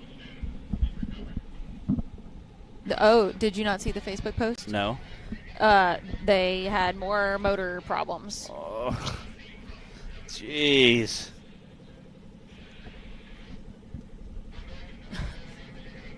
Man. He has had some really rough luck this season. And definitely had an awesome run at Dyersburg. I mean, just was making that buggy scream. Hey, you know what? This is why it comes in handy to have a backup bouncer. It does. Yeah, one day everybody needs a backup bouncer. I was talking at Rush Springs, and I was like, "Oh yeah, but this buggy's good." He said, which again, still got plenty of horsepower, and it's a very durable buggy. Been driven by a couple different drivers, always done very, very well. He said, "Yeah, but it's like half the horsepower and twice as heavy." So just having twice the horsepower and half the weight definitely does a lot better. But still, this Showstopper 2.0 is a heck of a buggy. Shelby St. Clair says, I missed TC's run. Hit that replay button. Yeah. Timmy came out and made a statement today. Well, if you blinked, you would have missed it. Yeah. So, go, Jay, go. Fashion. Yeah, again, I think where Timmy really made that time up was just the flat section here. He was hauling for sure. He was considerable amount faster than the rest of the buggies. I mean, just absolutely flying through there. Where did Jay go? Come on, Jay, get up there. That buggy is a heavy buggy. There he is.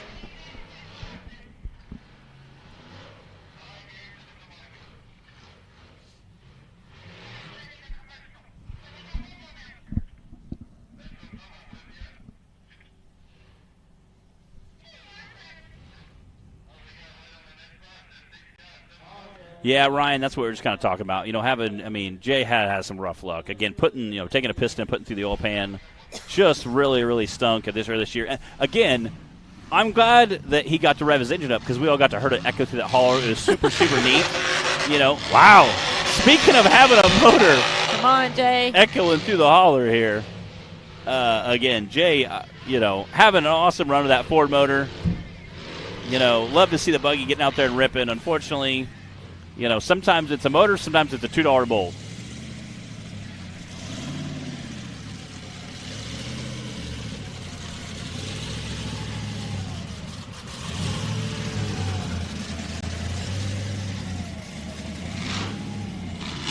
Come on, Jay. Through the finish line.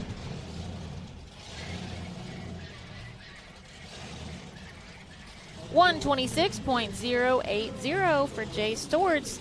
And we've got Richard Hodges pulling up to the line now. He is our last bouncer for Hill 1.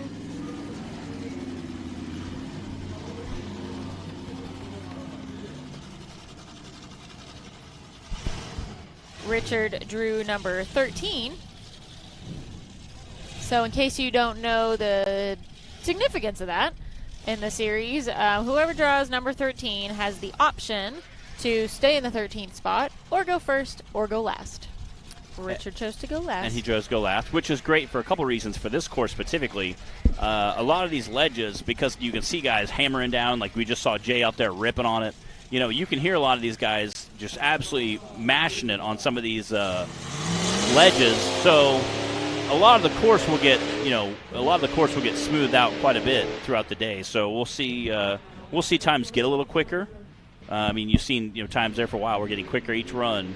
Again, just being able to smooth that out a little bit, that luck of the draw comes into play. Again, I'm really glad he got 13. Wow! Yeah, Richard! I think he left the ground at the top and landed at the bottom, but he was only like 6 inches off the ground, but it would literally carry through like the entire jump, I'm sure. Matt, I don't think Dorothy's in Kansas anymore. She is definitely not in Kansas anymore, although we're close to Kansas. Technically, she's still not in Kansas, though. Yes, it's true. It's true.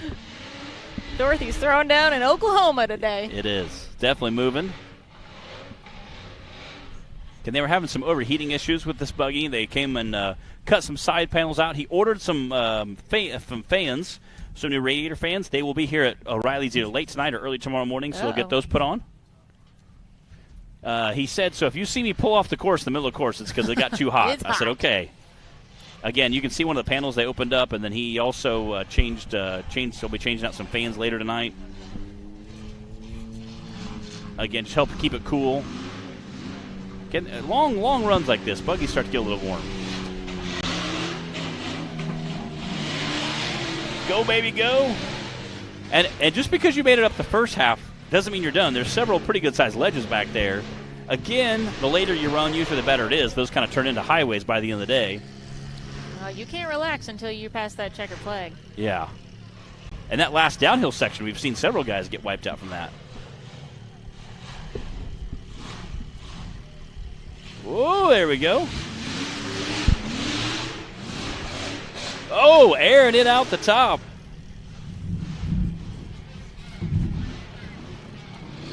.115.392 for Richard Hodgins. Again, having a smoking run there. Great to see he was able to get some points out of that. I see. All right, we've got that leaderboard to put up there. That wraps up course 1 for the Brannick Motorsports Bouncer class. Tim Cameron racing for Jack Porter's points today in the lead, followed by Brandon Davis, Clayton Smith, Justin Wheels, Nick Reich, Daniel Heckley, Chris Grigg, Richard Hodges, Jay Storts, and Daniel Bowman. That means that we are now ready to move into our Rock Life Off-Road UTV stock class. We are halfway through our day of racing out here, Matt. We've got 3 classes under our belts. We finished UTV Cup, UTV Bounty, and our Bouncer class. We are now on to our UTV stock class, followed by the VIN class, and then our UTV youth class. And we will be right back after this. Rebirthed from the depths of Baja, Mickey Thompson Tires announces a new American mud terrain legend, the new Baja Legend MTZ. Silica reinforced T4 tread compound, Powerply 3-ply construction, improved 4-pitch side biters, proven MTZ tread styling for undisputed traction. 35 different sizes, and one is just waiting for your rig. The Baja Legend MTZ.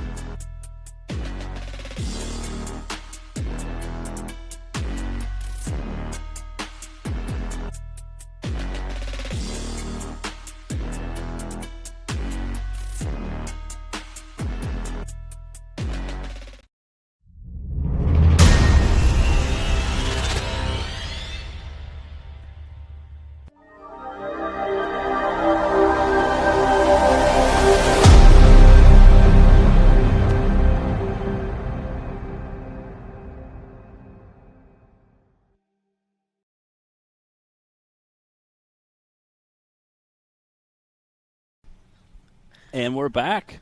We have Brandon Davis sitting in the line in that poor little Can-Am that takes so much abuse. I don't know. I mean, it's had a long life, but a happy life. It is. It has had a happy life. It's usually on the podium. It is fulfilling its purpose. Consistently, it's on the podium. So I do like the fact it's had a pretty good life. We've got Chris Grigg up here with us. Chris, we always joke about this little Can-Am that's been put through the ringer.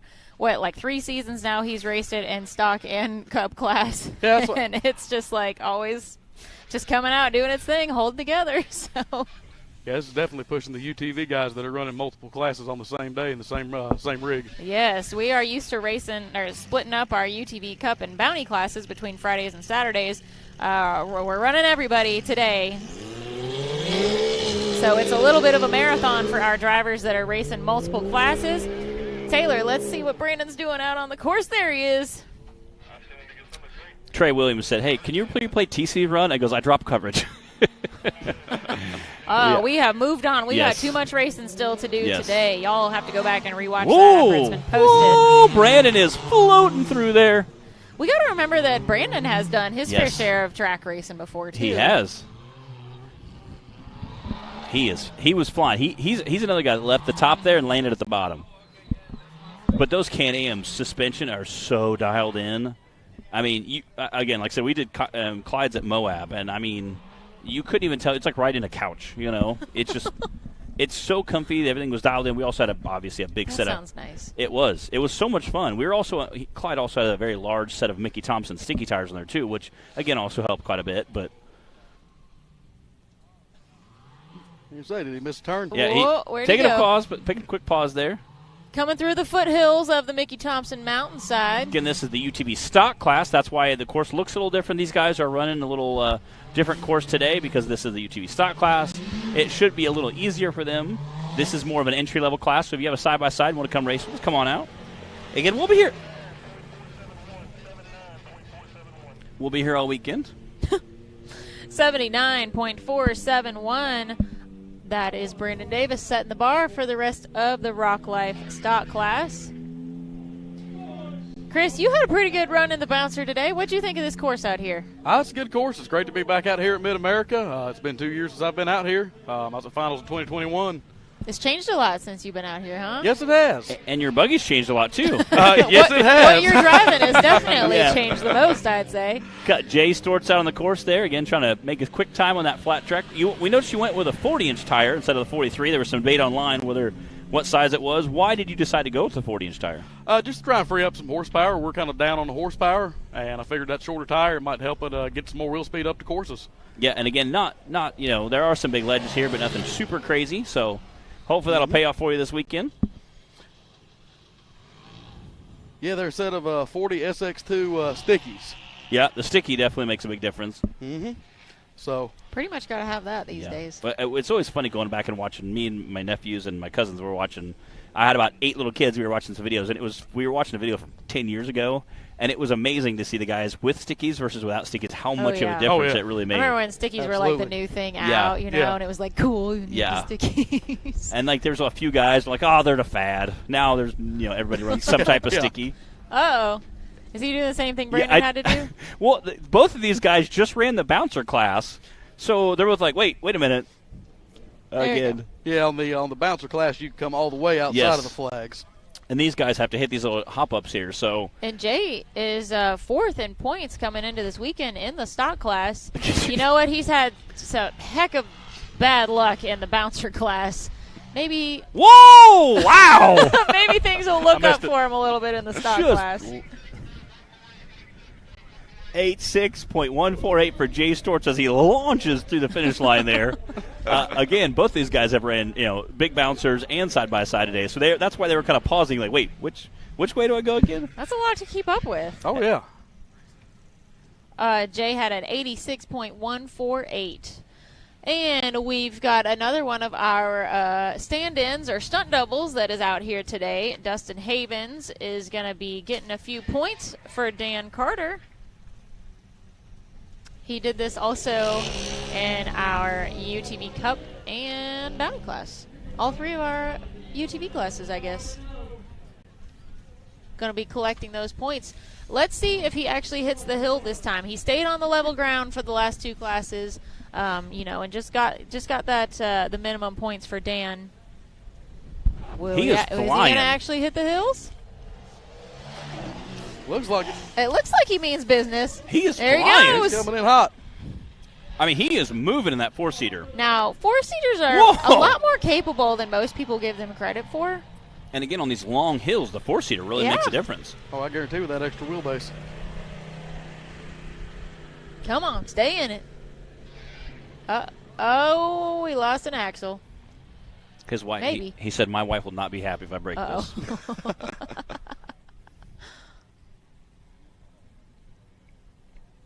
Yeah, we usually don't tell my mom when we race Big Booty Judy. That's very wise.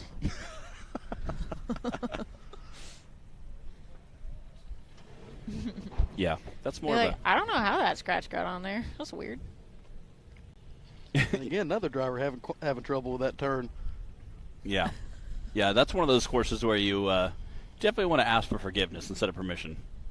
Because that'd be a hard no. Well, I know we've had Shanda on here watching the live feed. I don't know if she's watching currently. But we had a few people egging Dustin on after his first 2 non-attempts. So he's like, all right, guys, watch this. 97.702. Not bad, not bad.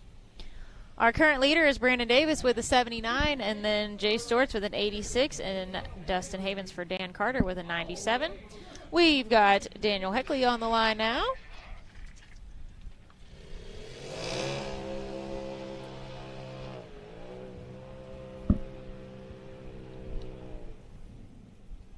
Yes, Daniel Heckley.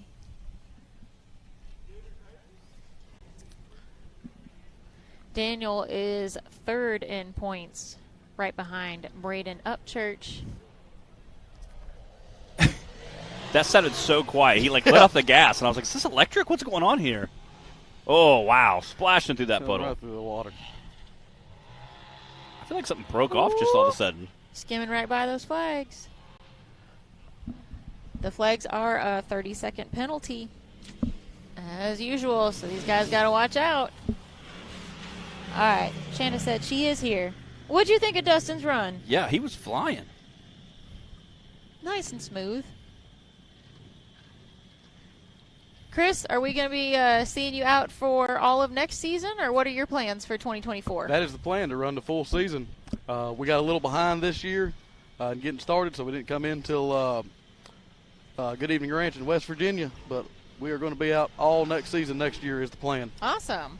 And building a new chassis, you wait on parts usually a lot of times, and you can't get this part, so you put the next part together, and some of that takes a little time longer. Yeah, we got really lucky. Parts really weren't a big deal. It was just time. This actually, if you even go back to a year to date and told me that I'd be in a wide open design chassis, I'd look at you like you were crazy.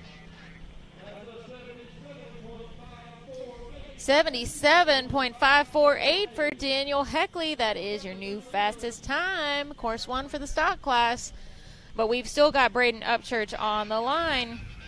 And Braden is sitting second in points, right above Daniel Heckley coming into this weekend.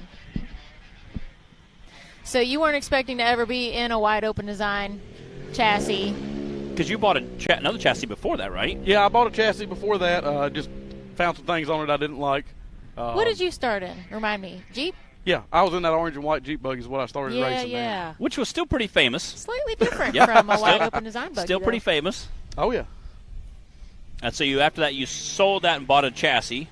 Yeah, we had wide open do a heavy roller on it,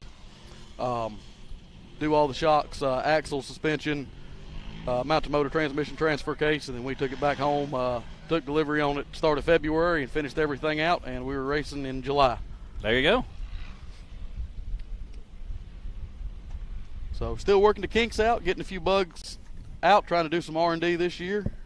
Well, it's a process. Yeah. Oh, that's the truth. And about the time you get it figured out, then we switch courses and you go to a short course and big hills, and then next week we're at dirt. And again, it's always that's one reason I love our series. We race at so many different style courses, and we have uphills and downhills and turns and jumps, and it really shows that all-around racer, kind of stands out a little bit better. Which again, like I said, today TC was on fire. Oh yeah. Braden's doing an excellent job right now. He is sitting on his little jumps. Class. Representing for that Rock Life Off-Road in the Rock Life Off-Road stock class. Woo, 77.882 right behind Daniel Heckley. Daniel with a 77.5 and Braden with a 77.8. Then Brandon Davis with a 79. Jay Storts with an 86 and Dustin Havens for Dan Carter with a 97. That is your Rock Life Off-Road UTV stock class, Course 1. That means we are ready to move on to our VIN class now. I heard Justin getting fired up. While we get that VIN class lined up, we will be right back after this. Rebirthed from the depths of Baja, Mickey Thompson Tires announces a new American mud terrain legend. The new Baja Legend MTZ. Silica reinforced T4 tread compound. Powerply 3-ply construction. Improved 4-pitch side biters.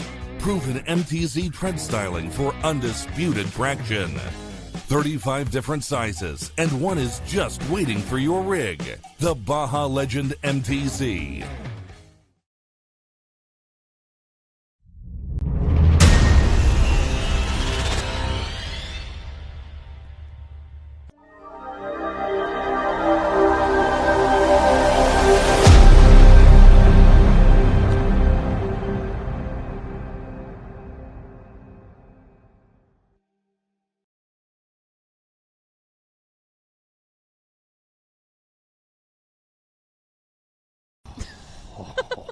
We are back with Charles Carris on the line, ready to start off Course 1 for our VIN class.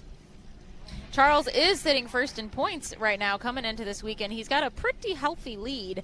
873 points for Charles, and then Justin, who is in second place with 618 points. So a really comfortable lead for Charles. Then we've got Don Curtis in third with 573 points. And then those are really our only – they're the only three that are here this weekend, so they're the only three that matter as far as points go right now. Yeah, really, yeah. Again, Charles, we talked a little bit to him in an interview and kind of explained what we're talking about as far as changes he's going to make next year. He was talking about putting a little more cage in there and looking at trying to make it go a little faster. He said a little more safety and a little more suspension, I believe, yes, is what he was yes. looking at for next season. Again, safety's always our a big thing to do. Top priority out here. Yep. For sure, when we're unleashing on hills like this. Yeah, definitely flying through that course. Again, Charles runs high-octane films, so he does a lot for the bouncers, so we appreciate all he does for the video, for production for us. Again, there's several times where I've crowded family and friends around a big screen and threw on some high-octane videos. We appreciate him. You know, the sport really wouldn't be it wouldn't have grown the way that it has in the last decade without social media and YouTube. So guys like Charles, you know, with High Octane, or Matt, or Cole, or others we have out here, like Michael, you know, really anyone that's picked up a camera, got some awesome footage, Bub, and, you know, and shared it and promoted the sport with it, like, it's played a huge part in how things have grown in the sport and the series. Yeah, and again, like I think you kind of hit the nail on the head. Again, huge shout out to those guys for helping, you know, support the series and all they do. So, again, Charles getting a little bit stuck there. That's a tight turn for these guys to make, both coming downhill, turning into that little like foothill at the bottom, and making sure they avoid the flags as well. And the last thing you would do is come around and whip it around and roll it right there. You know? You don't want to do a Cooper Bentley down there. Yeah, poor Cooper. Had a great run going, too. That's what stunk. I know. I do feel bad for him. And Wade. And Colby. All of it. We don't want to see anybody DNF. 113.292 for Charles. And we've got Mr. Don Curtis pulling up to the line next.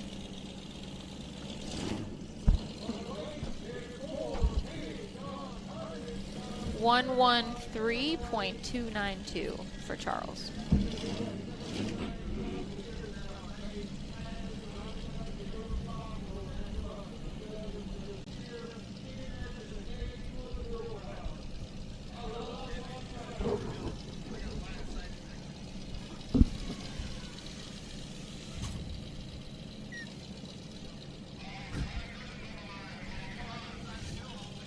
Don Curtis in his big full-body Chevy with his big block. Oh, that's right, and it's Charles' birthday today. That is. We got to get Happy birthday, Charles. We're gonna have to I get didn't him know up that here. earlier when we did our interview. Yeah, we had a few birthdays today. Yeah, October 19th is a popular day to be born, apparently. Crystal? Yeah, I was saying birthday? Crystal's not here, but happy birthday to her as well. Wow. I'll see if Don's going to send it. Think he's going to send it over the big jumps before the weekend's over? I mean, why not? It's finals. Because that would be awesome. You got all season to fix things. I mean, all of. I said you got to push it until next season. I said you got to push it really hard. He said, this truck gets a little sketchy at high speed. Oh well, that's what the recovery crew's for. We love the Curtis family. They're all, they do a lot of traveling to they do participate in these races. They are from Kansas? Yes. Near where Toto's They're at. all Toto. Such a sweet family, and you can tell they enjoy all, being able to do this together. We even saw Mr. Bill Curtis, Don's dad, race in an event class at Bikini Bottoms, and he had a little bit of a rough ride. He had coming down Fable Hill. He had a violent ride. That was rough. He might. He was. I might get some notification, recognition for that, though. I was talking to him. I said, and his wife said, how's he feeling? She goes, he's really sore still. I said, I bet. That was a pretty rough ride a week and a half ago. Again, there's a big block engine stuffed underneath this full-body Chevy that is trying to make this turn as it's coming downhill. You might be looking at this like, why is he creeping down this hill? This is a really long course and a steep hill. Super tall truck. The cameras never do it justice. No. And this is not what this truck was built for, guys. Yeah. Originally. Yeah. Obviously, Don has doctored it up for this, but he's got a good, smooth run going.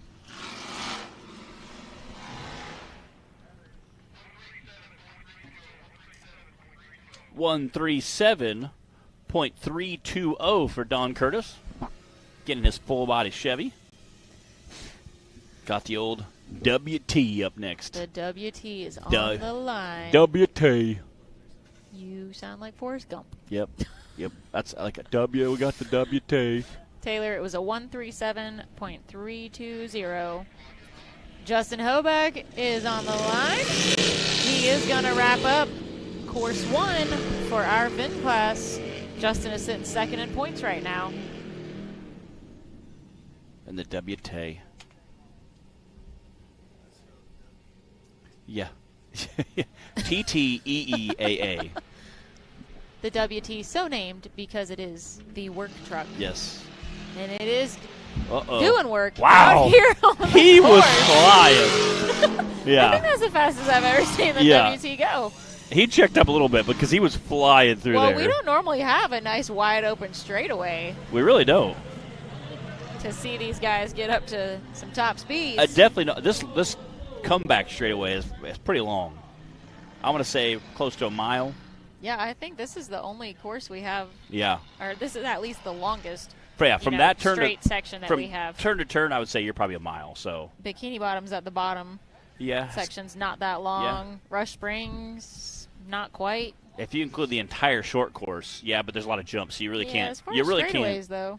You really can't push it full tilt there. I mean, you could try, but things wouldn't end well. What's up, Chad Mulder? Yeah, probably. I'm sure this looks pretty sketchy right Oh, now I'm from sure. Justin's point of view. And what's funny is people that you just see the hood and you see the course all at the bottom. You can't see in front of it. Yeah, you're basically just weaving between the trees. You are, really. Because all you can see is the trees from about half up. Yeah, and halfway up. You see the hood and then you see the course at the bottom. So literally you cannot see in front of you. Yeah. Wow. Again, trying to cut that corner tight. He's doing it, though. Coming through the foothills. Oh, yeah? He's going to make it. Ooh.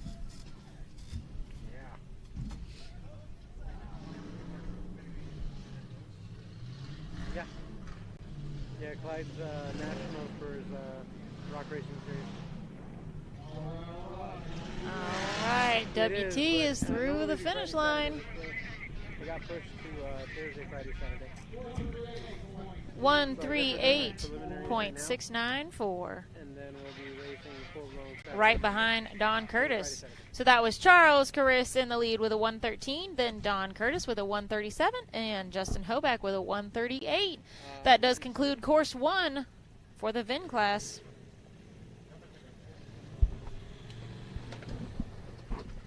We're going to run to a quick commercial, and then we'll be right back with our youth class?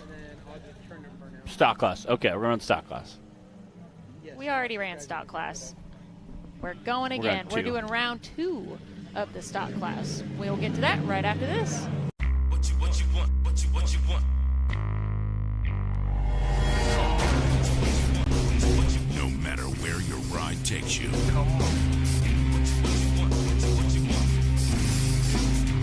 Whether it's a quick trip or a slow climb. When you choose RCV Performance Axles, you're guaranteed to finish every time.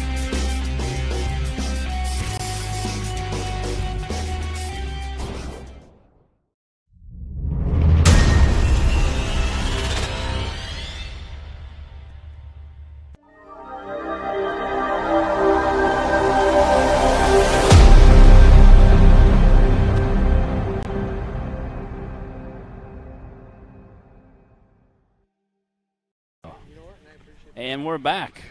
We have our UTV stock class sitting in the starting gate right now.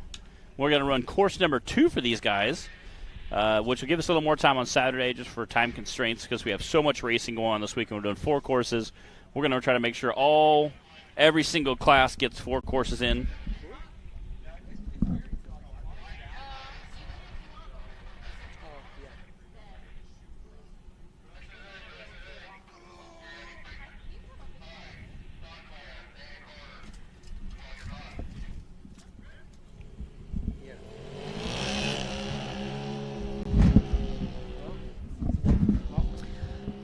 right, Dustin Havens back out there. Well, I'll be there soon. Yet again for Dan Carter. Running 3 classes for him this weekend. Oh, that's right.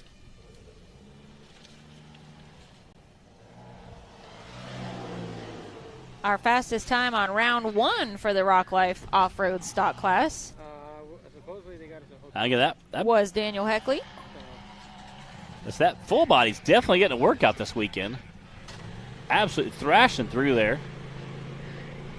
Okay. Just flying through there. Oh, for what? Why don't you guys get Robbie?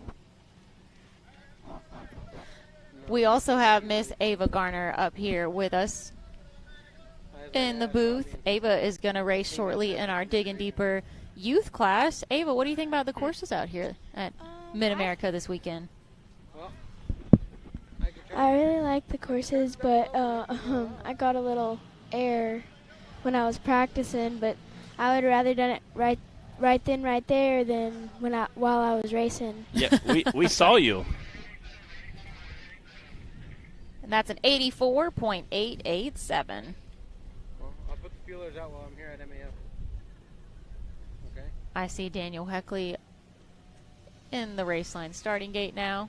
Again, that was Dustin Havens running for Dan Carter. What about Texas? Yeah, it's always good to get a little practice in. A little practice in before the race, especially, I don't know what y'all's course looks like exactly, but especially if you need to kind of keep everything straight in your mind.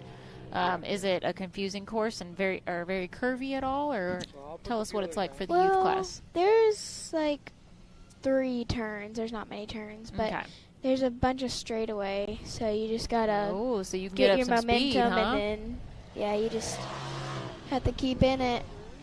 The straightaways are really easy since you just keep in it. That's right, like Daniel Heckley is doing right now. Okay. He does. He is absolutely just sinning right now. He must just be pinning it 4 down right there. Right on, man. Well, if you're not busy later, I'll hit you up. I got a few more details for you. Brian says, is that Dustin Carter or Dan Havens? I mean, they're like stun doubles. Take your choice. Take your pick. Okay. He is flying right now. Daniel was 3rd in points in the stock class coming into this, so definitely trying to hang on to there. Able to move up. He's got to stay ahead of Jay there Stewart's. We go. I feel like I've watched the videos for the youth. 72.154 for Daniel Heckley. Again, that is your new leader. Smoking time. And just a flying time. What were you saying, Ava? I feel like I've watched the videos and stuff from all the races, and nothing compared to here, because when you're actually in the buggy, it feels like you're flying. You can't even control it.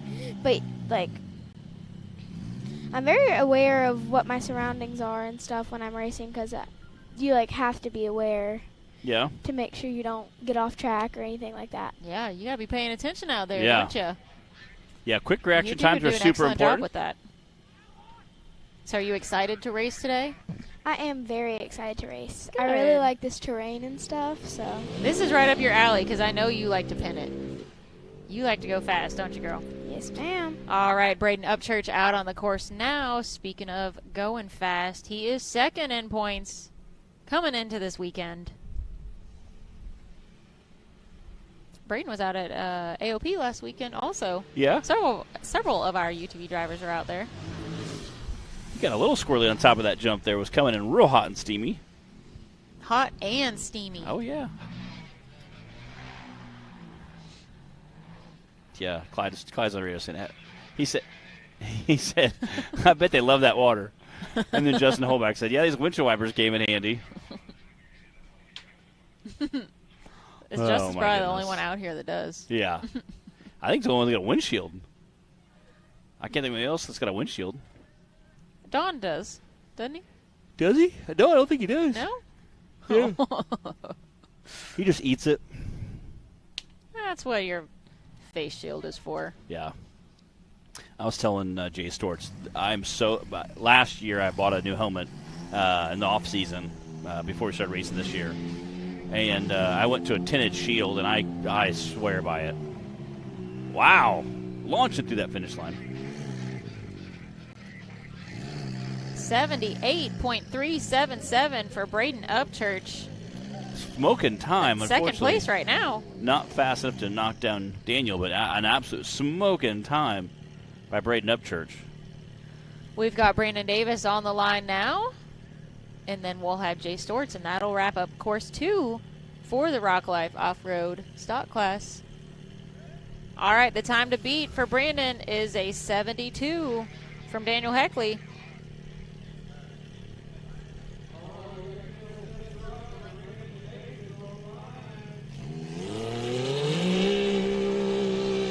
You've seen a lot of guys say just take out that starting gate, just flying. Ava, are you planning on racing with us again next year? Yes, ma'am. All right. You got any big changes or anything different you're going to do, or just keep rocking and rolling like you have been?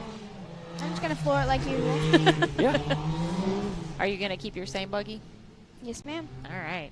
Hey, if it ain't broke, don't fix it. Which doesn't happen all that often out here. Yeah. Yeah, about that. That saying doesn't usually apply when you're out here racing. Yeah, you see how all the tracks there by how wide some of the guys have taken on that chute. Again, you can see the poster, the numbers on the side of that tree. Again, Clyde tried to be the best at numbering things and putting tape up for each course. That way it kind of keeps drivers hopefully going in the right direction. Brandon's got a pretty good pace going right now. Does. It's hard to tell if it's going to be enough to beat that 72 from Daniel. Daniel is flying. Can-Am, though. It's impressive.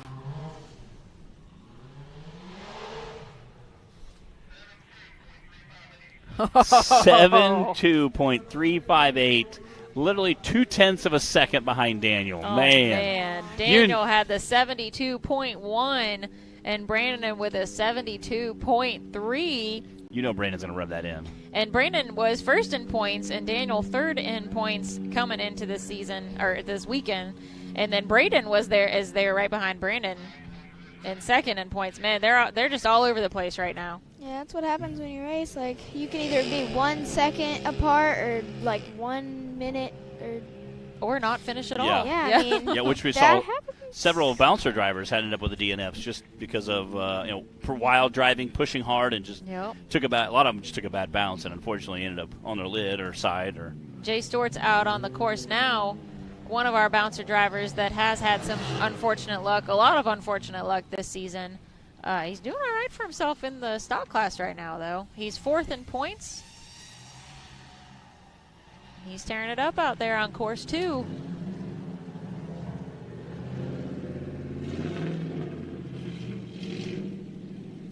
I'm excited to race because I really like how the course is set up. Do you like having the long straightaways? Yes, ma'am. Yeah. Yeah, the long straightaways are a lot of fun. I think for young drivers and older drivers alike, I think they're a lot of fun and really enjoyable to get out there and kind of use the buggy a little more than we're used to. And you could push the buggy a lot harder. Get to unleash a little bit. Yeah, so what Jay's doing right now is kind of typical what we're used to. Lots of thrashing, lots of hills, kind of banging around. Unfortunately, a lot of times we're doing more stuff like Jay's doing right now, not wide open throttle.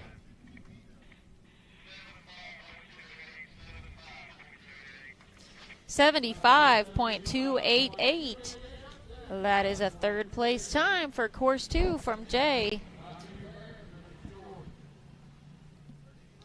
That means Brandon held on to the lead for course 2, followed by Daniel Heckley, Jay Storts. That's a race line starting gate there. Braden Upchurch, and then Dustin Havens for Dan Carter. That wraps up course 2 for the Rock Life Stock Class, and we are going to go to course 2 for our VIN class. All right, we're getting notification. All right, good luck, Ava. Thanks for joining us up here. All kids head to your buggies. Again, they'll be firing off that youth class as soon as we're on the VIN.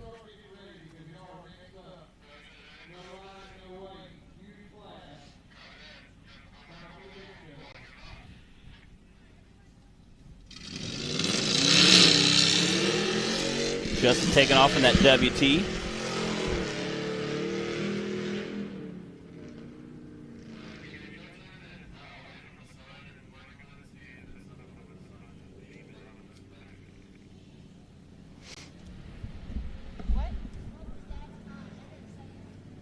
Man, Justin out there in that WT. Again, that's a great shot there. Kind of shows how long and kind of like slope some of these jumps are. Oh, splashed it through the water. Oh, good thing he's got those windshield yeah. wipers.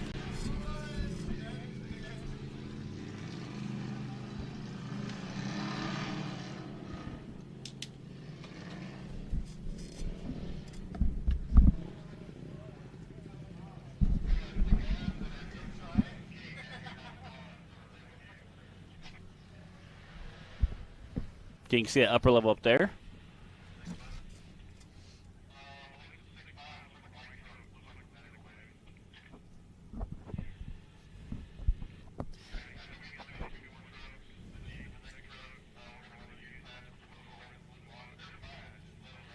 If you guys are just joining us here on Hillside Live, you are watching Course 2 for the VIN class.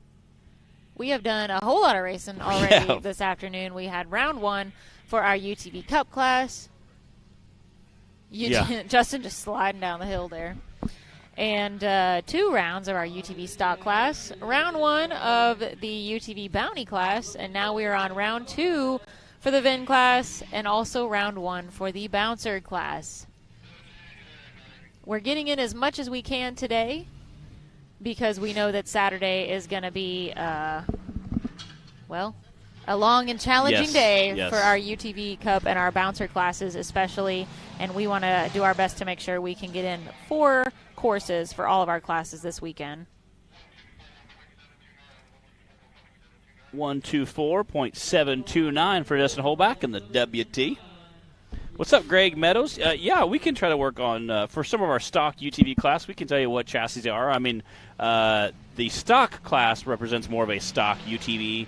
The 2 we see the most common are obviously Polaris Razor and the Can-Am. Again, Can has a whole bunch of different versions, so there are lots of detail, different types of Can-Ams out there. So, again, that's the 2 you see the most common. Almost all of them are Razors. We only have a few guys that run the Can-Am chassis. But we'll definitely try to call them out for you.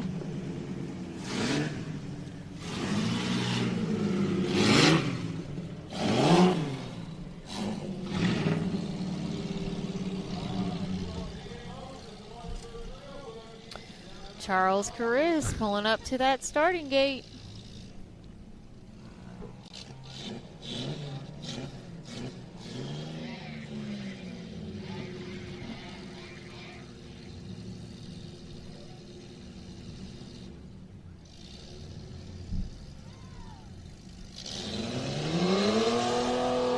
Again, Charles in his red Cherokee.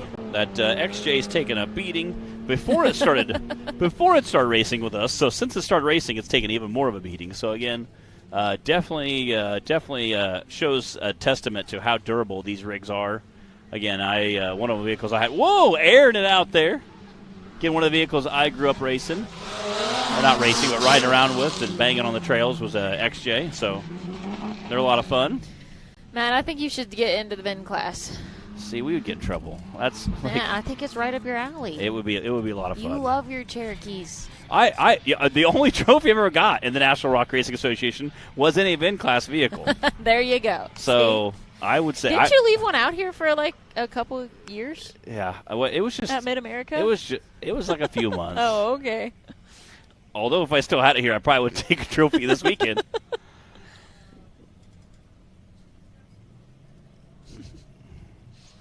I mean, having a front drive shaft would help me there, Taylor. Okay, it would help me. No, it's still to blow up. It just would help me not get stuck as fast. And the street tires, I had brand new tires put on, like brand new road tires put on it right before I raced it. Why? I like to brag. Well, because I didn't know the motor was going to blow up in it. So. Oh, okay. I put a lot. Yeah, that one wasn't a worthy investment. I actually got it for free, so I didn't. Oh well, there you go.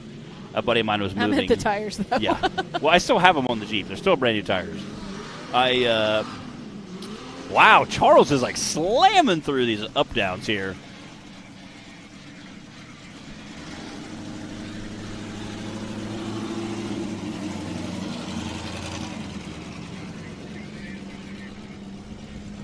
.507 for Charles. Again, that's quick time. That means we've got Don Curtis left. This is round 2 for the VIN class. After this, we're going to go to our Digging Deeper Youth class, round 1. You can see a few of our youth drivers already getting all nestled in there.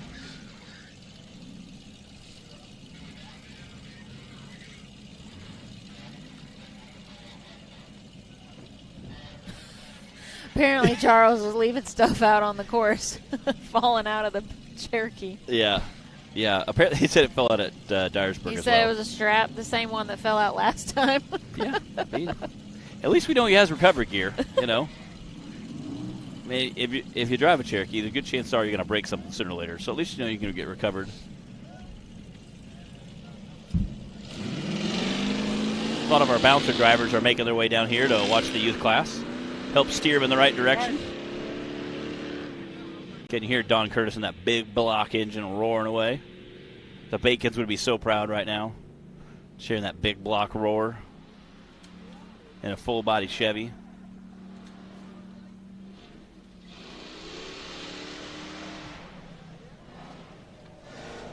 Again, I was trying to get Don to send a little harder. He said, well, here's the thing. When you get this much weight moving, he said, it doesn't tend to go real well. He's like, a little hard to control. And he said, I don't have hydraulic steering, so the bump steer gets a little ridiculous.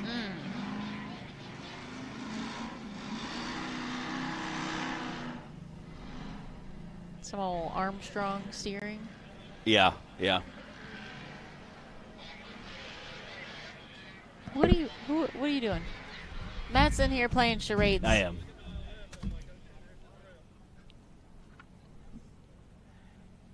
Just take your headset off and talk. Yeah.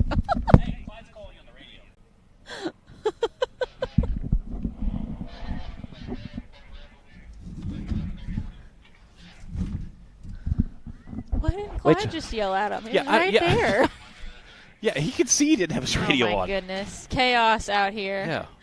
Justin was being ornery. But Don Curtis is keeping it all cool and collected out here on the course. His big thing is he didn't want to roll it going down a hill. And I said, I concur, because that would be a really rough ride in that big truck. After watching his dad roll it last week, it was, after watching his dad roll it, I think it's also a little, he doesn't want to repeat that from last week, you know? The Curtis Racing team took a pretty big blow. Yeah, we're glad Bill was okay after that.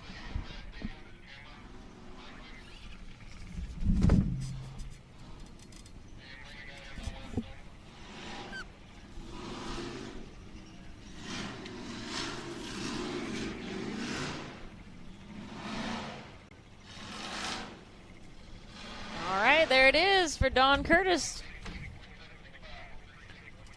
136.765 for Don Curtis. Good enough for third place. That's a podium finish. That wraps up course 2 for the VIN class. That's a podium. Yes. Yeah, it's a podium finish. There's only 3 drivers, and so it's you still, are not wrong. Still a podium finish. I play trivia on Tuesday nights, and sometimes we only 3 teams. Podium finish, hey, you know? There you go. Chris, odds are in your favor. Yeah, it is. Charles Chris taking that number 1 spot. Just Hobach in the WT coming right behind him. Don Curtis in that big block, full-size Chevy wrapping up third place. Again, that was their second course of the weekend. They still have 2 more courses to go. And that wraps up our stock class, or our VIN class. Now we're moving on to our youth. I can see all of our drivers and all of our dads helping getting scattered down there. Get everybody lined up and make sure they're all pointing in the right direction. We're going to get all our cameras moved down here, get all these kiddos lined up, and we'll be right back after this. The Mickey Thompson Premium Mud Terrain is on the road and full of undisputed attitude. The Baja Boss MT. No compromises, ever. We are purpose-built tires for truck and Jeep enthusiasts everywhere. All mud tires are not created equal, and here's the proof. Powerfly XD construction, asymmetrical tread design, extreme side biters, and more. Find your tire size today at MickeyThompsonTires.com.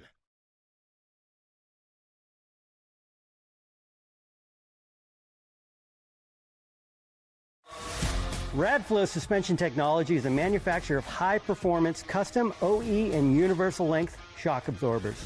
Radflow specializes in OE replacement applications, shock absorbers, and dampers for military vehicles, pickup trucks, SUVs, and motorsport industries. By focusing on custom valve solutions and providing style and agility, Radflow shock absorbers is considered the performance benchmark for all forms of competition. Radflow's product base is known as the choice of champions. Radflow Suspension Technology provides superior products and unrivaled support at the best possible price.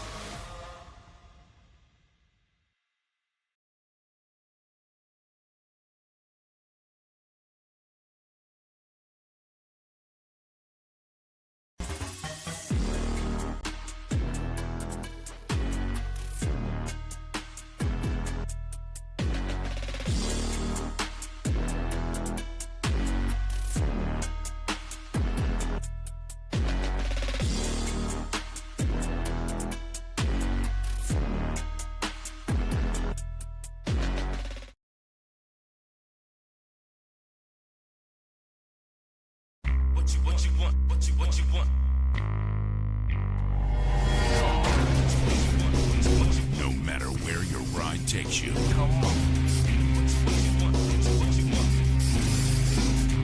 Whether it's a quick trip or a slow climb. When you choose RCV Performance Axles, you're guaranteed to finish every time.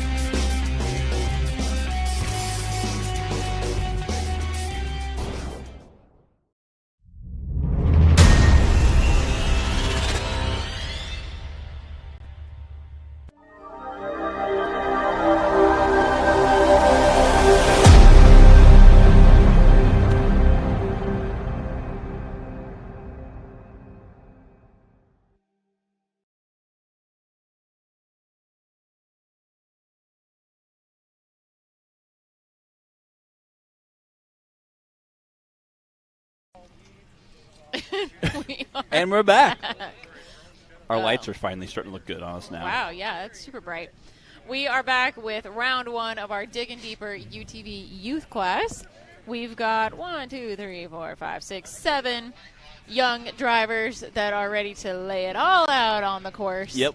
And I know Ava Garner said she was excited for the straightaways. I think a lot of drivers are excited. We've seen some speed. We were watching down here some of the drivers, youth drivers down here pre-running, and they were flying through that course. So I'm pretty excited to see what's going to happen with them. Again, like I said, I know a few of them were pretty excited. Justin was obviously coaching his kids and then was giving little pointers to each one of them coming through, like, hey, go a little faster here, be careful here, maybe turn a little. Some of them were going real wide in the turns, so. Well, these kids have been racing hard all season long. I think that we can all say and recognize that they have grown so much and how confident and comfortable they seem in their little buggies and with their driving abilities out on the course. I hope that they all are having as much fun as it looks like they're having out there.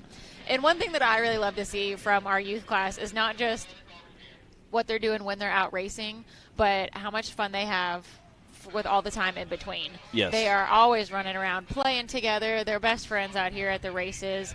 I was hanging out with some of the kiddos this afternoon, and that, Collier's got his monster trucks, and him and Blake are just having a big time with the monster trucks. And let's see, Miss Dallas was filling me in on some of, about her school stuff, and they're all such great kids, and they have so much fun together. So that I think that's the cool thing to see. It is. It really is neat. Again, the group camaraderie that the adults have, you've seen that same thing in the youth.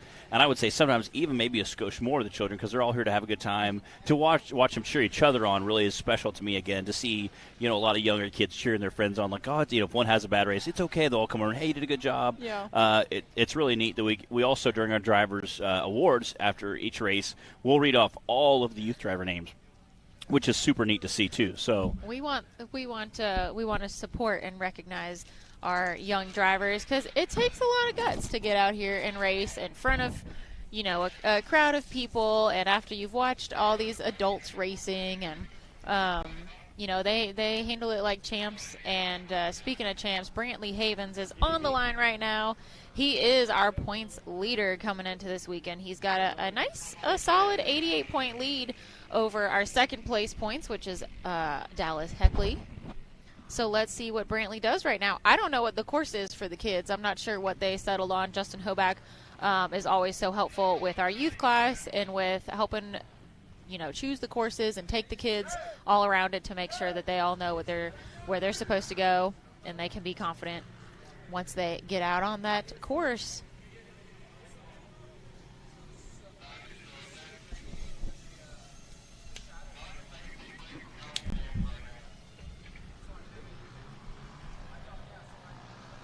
Yeah, Brantley Haven's one of our most recognizable drivers with his big cowboy hat on usually. Hot or cold, doesn't matter. He'll still be sporting his cowboy hat. We were going to do a little interview earlier, and we ran out of time, but Brantley said, "Can I wait till my dad brings my cowboy hat down?" I said, okay. Okay. That's his signature look. 5.6.925 from Brantley Havens. Pretty quick. Brantley setting the bar for the rest of our youth class.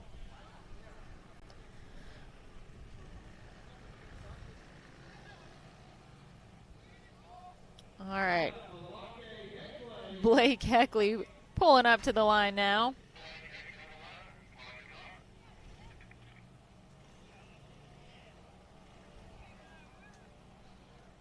This little girl packs a lot of sass into her little self. Yeah, very much so. And she's an excellent karaokeer. She is. She is very happy to do that. Fun fact. Yes. That should be on our bio. Races. Her theme song is like Heads Carolina. Likes to karaoke. Can't see over the steering wheel. It is pretty cute. I was helping her get strapped in, and she's like, "What number am I?" And I'm like, "I'm not sure." She goes, "Don't you draw the numbers?" And I was like, "Oh my goodness!" Call you out. Wow. And I was like, "Yes, I do, but I don't have that. Like, it wasn't in in my hand." Blake's bad side. She is ornery. Oh my goodness, she's ornery.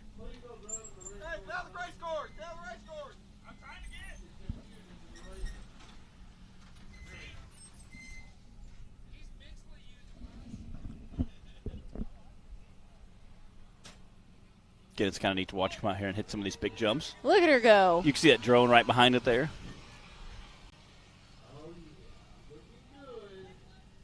These kids are out here living the dream. Again, the finish line and the starting gate are both the exact same spot, so it's super neat to see them come ripping through here. Look at Justin and Daniel. Yeah. Again, they...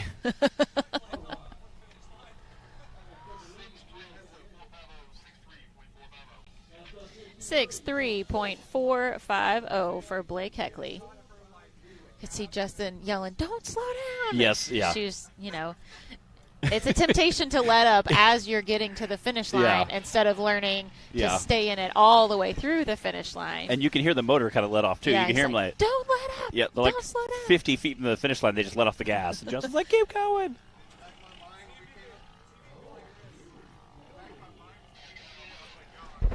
Gatlin Wheels on the line now. Again, the NFL has like mic'd up. We have players and mics and stuff throughout the game. We need to mic up some of our youth drivers. Could be pretty funny. Gatlin is looks like sharing buggy with Brantley Havens. Okay. This weekend. And does she have a co-driver there? Yes. I don't know who it is. Is that Brantley is it in there with Brantley? her? Who's co-driving? Yeah, but who's with her? Yeah. Thanks, Clyde. Clyde was trying to help. Appreciate that, buddy. Yeah. No, we're not that lost. No. Wait until Saturday, then we might be. Yeah. We're still doing okay right now. Yeah. Yeah, hey, Clyde, you want to come and put the headset on, dog? Yeah. Yeah, just put this on. Yeah, oh, we can make it reach. You don't want it bad enough. There you go. What's up, buddy? This guy. We got Clyde Bynum in the booth with us. Not really, only halfway. The mastermind. Only in spirit. Of the races. You're like the game maker in the Hunger Games. He really is. He is. Well, today I kept it real tame. Fairly tame, yeah, I would say. So that we could get times on the board, try to get a couple of rounds for some of these guys. Mm-hmm. Start blowing stuff up and sending it full time. Let's see Gatlin's time. 64.569, 64.569. There we go. We like that. He just reads off the times for us. Yeah. That works out really well. That means Brantley Havens is still in the lead with a 56, and then Blake Heckley with a 63, and Gatlin with a 64. We got about half our youth drivers to go still. Ava Garner is on the line. She was up here talking with us earlier. She was cool and calm. She was. And collected. She was ready for this course. She has an extremely kind personality, as well as she's does. very well antiquated. So I think she takes after her mother probably in that aspect. If y'all take a peek at this valley right behind us, tomorrow we're going to practice coming down that during the race, and then Saturday we're going up that during the race. So we needed more time for Saturday to. Yeah. So we had to knock out a couple of rounds tonight. Because the recovery is just so much fun with that valley. No, it's not.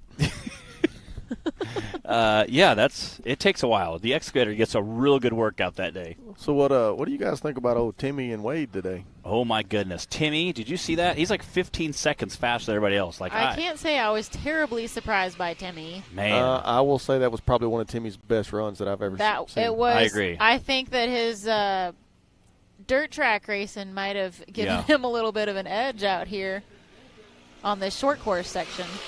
Got Ava Garner wrapping up that finish line. 58.056. 58.056. Again, flying theft. And again, that's if you a second place time right now. Wow, that's awesome. She's right behind Brantley Havens. Speaking of Timmy, when he went around the corner, he took off like almost neutral, dropped it.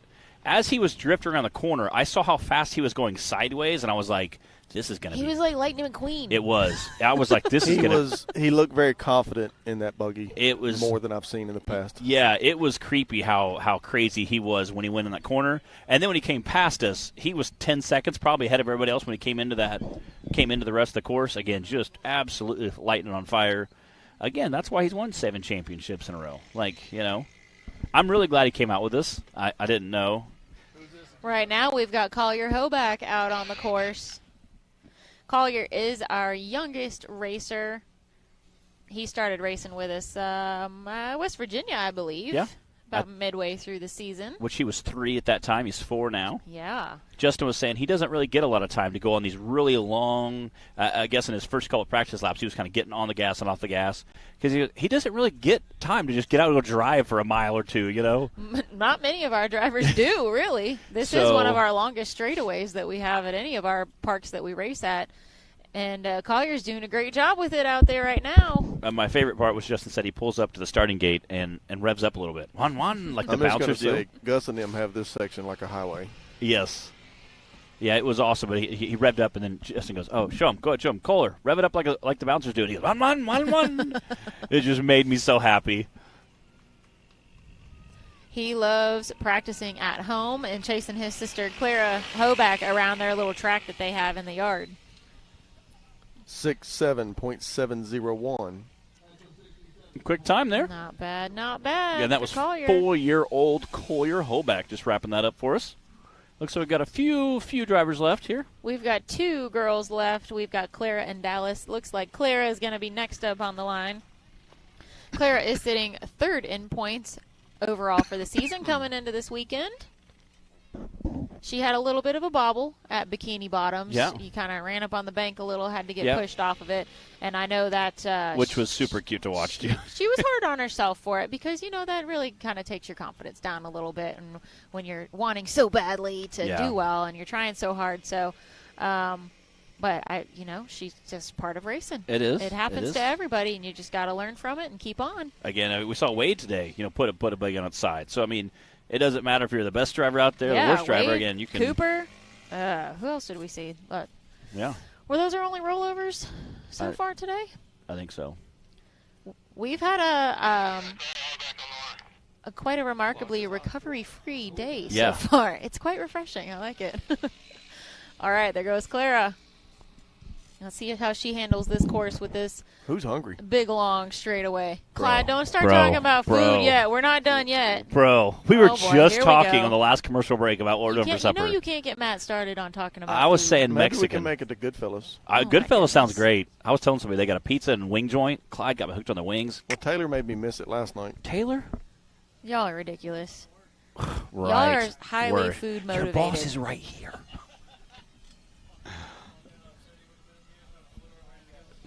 We weren't. It shut off. We had to start over. Right. Got Clara Holback out here making quick time on the course. On the course. That arc, it's always funny to see how far they arc that turn out. Hey, she did that pretty well. She came in and went for the apex. And you see Justin like, come on. Don't let up. Don't let up. I think she came through a little faster than Collier.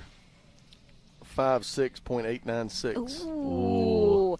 5.6.896. That is your new leader, Clara Holback, with the fastest time on course 1 right now. Brantley Havens had a 56.9. Wow. Clara with a 56.8. We still have Miss Dallas Heckley. She's pulling into that starting gate right now.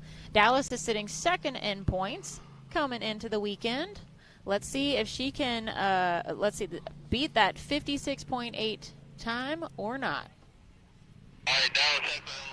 I like that we're still putting GoPros on kids' rigs. That's so cool. We need to get some of them mic'd up. That is some legit racing action. We do. We need to get some of those guys mic'd up, guys and gals mic'd up, just because I think that would be such an awesome run. All we need is a few more hands. We can do that onboard stuff again. Yeah. I meant NFL does mic'd up for players when they're on the sidelines, kind of just hanging out. I want to tag some of our youth racers and have them mic'd up, just to hear some of their conversations. When it's just like them, around by themselves. I want to hear just their conversations about the course or the cars or whatever, and I think that'd be just super cool to see. Come on, Dallas. Looking good so far. Whoa! Leaping off there. Definitely moving. Again, she can barely see. She's got a pretty good pace going. Barely see of the steering wheel there.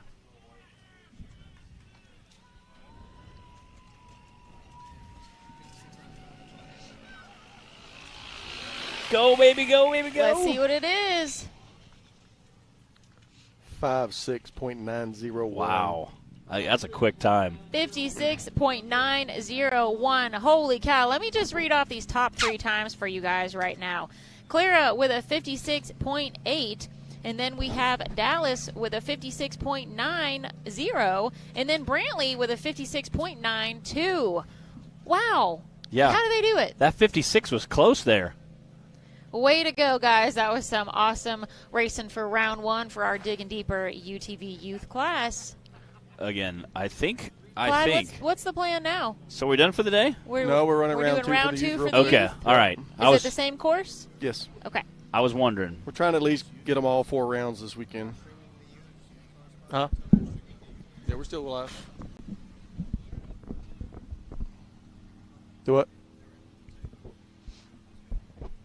All right. Again, we got there's our leaderboard right there. Again, that's course. I love how all the cars are lined up. That looks so sharp there. Great shot of all our youth cars lined up.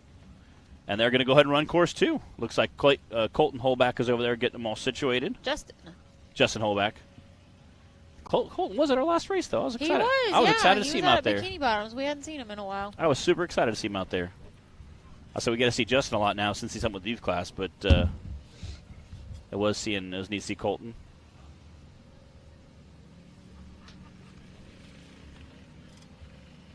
Say it on the radio. Daniel up there getting his daughter lined up. Justin getting everybody lined up. Again, they're that race line starting gate. They're actually finishing through that as well. So, again, it's just one giant loop. So, super neat to see them all out there. You can see the starting timer right there next to the fire extinguisher.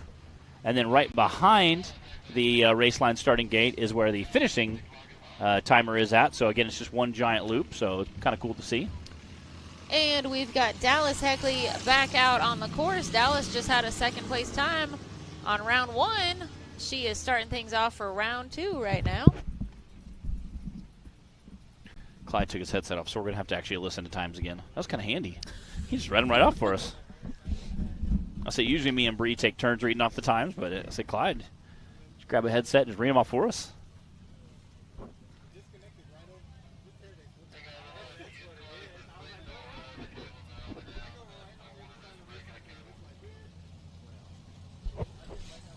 That Heckley race team staying awful busy this weekend.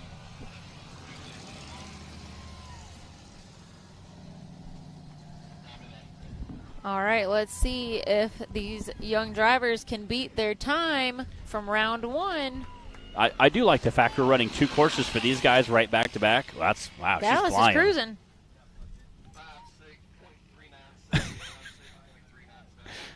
56.397. She just a smidge faster than round 1. 6/10 faster. It's so neat to see them do. I mean, it's a minute-long course, and yet they're, finishing a 1/10 of a second faster. Very consistent. Very, very consistent. Again, absolutely dialed in. But when you see all of them being 200 cc's, 170, 200, about the same power, I'm still thinking we should get like a 6-pack of these and put a bunch of drivers in there. Big land rush start.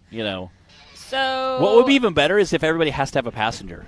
Oh gosh. You put we need somebody to sponsor 10 200s. Yeah. So and that way we can put 20 drivers. Everybody has a passenger. We have to go down a cone. We all trade, hop out, do a little fire drill, and then the passenger drives on the way back.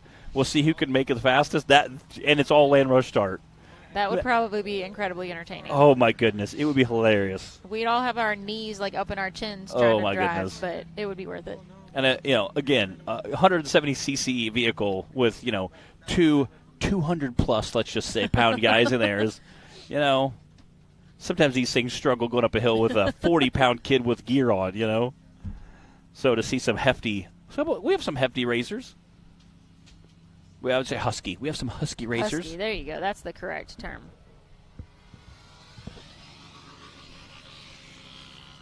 Several of them I would mouth off to. Let's just say that. Is that her rev limiter? I think so. We don't hear those very often. You don't. That's how you know that we've got a nice long straightaway. Coming down the hill is like. Good job, Clara.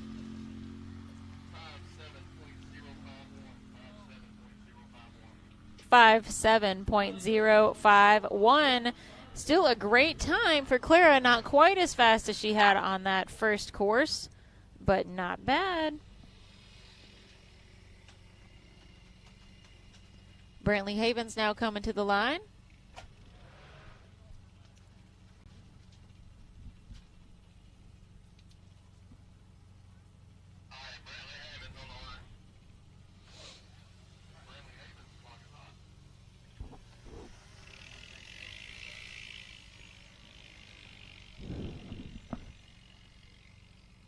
Mr. Cowboy had himself out there. Getting Brantley's buggy. Apparently getting double duty. Yeah. Just stick one on the top of his cage. Just glue a helmet on top. That'd be, I've seen lots of vehicles with, fiberglass stuff on top of them. In my hometown, we have a restaurant called Kreckles. And they have a chicken car. Kreckles? Yeah. It's amazing. They have homemade burgers and shakes. They're amazing. Lemon cone with extra sprinkles. Making me hungry now. Again, on that downhill, you're hearing that rev limiter again. They're getting after it. Brantley definitely pinning it to win it. Wow. Get a little close to it. I like those trash bags straight out. 56.491 from Brantley Havens. Again, that is your, no, not the fast time. Second place time currently. Dallas Heckley has the fastest time right now with a 56.3, and then Brantley with a 56.4 right behind her, and Clara with a 57. I think if Brantley had kept his turn a little bit tighter, then he might have edged out Dallas just a little bit.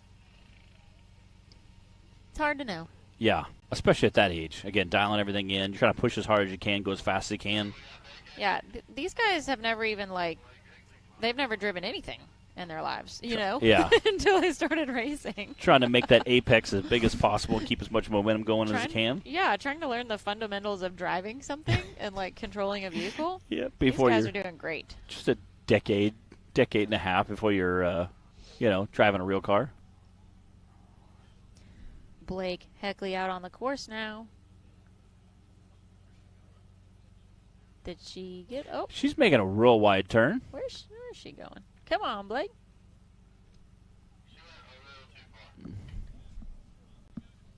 You know what? She's just trying to get as many miles as she can this weekend.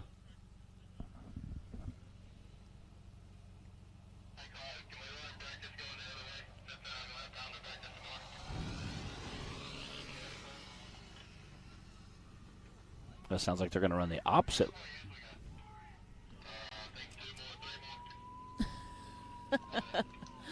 I can hear Jay and them all yelling Yeah. down there at the other end. Good job, Blake. 62.036. You're going to get a little bit longer time there just due to that little more miles in. But apparently they're going to go the opposite way tomorrow. 62.036. So they're going to try to get a little practice in tonight for tomorrow and Saturday. We've got Gatlin Wheels on the line now.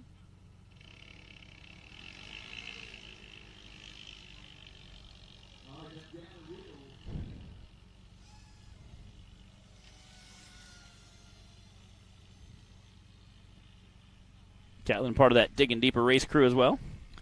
Gatlin. We saw Justin. We got him up on the booth with us. Talked about that spare tire mount. He said we're trying to counterbalance the car, make it air out a little bit better. We don't need any of that out on the 200s, though. We really don't. Gatlin is 5th in points coming into the weekend.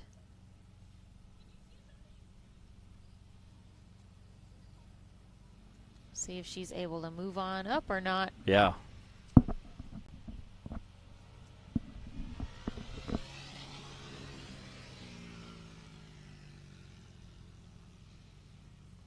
The time to beat right now is a 56.3 on course 2 from Dallas Heckley.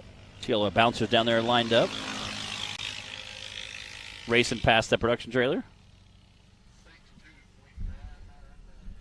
62.999 from Miss Gatlin Wills.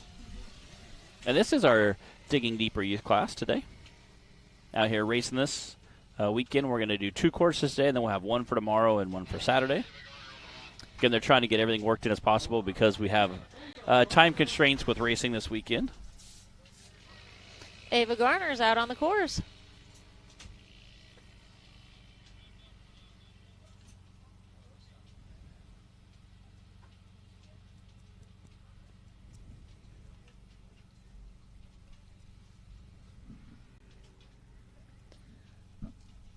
Clyde, is this it for the day? What All time right. do we need to tell everyone to tune in tomorrow? Woo, people going to be getting up early. What'd he say? You heard him, unfortunately. No, I didn't. 7:30. A.M.? He said 7:30 a.m.? Yeah. Bro. Who's bringing the Red Bull? For real, I'll bring you some. Okay. I got some of the truck on ice right now. Thanks, Matt. You're true pal. You bring the Red Bull, I'll bring the brownies. We I've can done. both be on a sugar high together. Yes. And then we can both crash, and it'll be great. It'll be great. A little snack time, a little nap time. Ava Garner. Oh, look at that. The drone racing through. 57.799 from Ava Garner. I like that we had a drone behind her racing, and there was another drone above that racing, filming the drone, filming her. There's drones everywhere. It was awesome. Can't get away with anything out here. You really can't.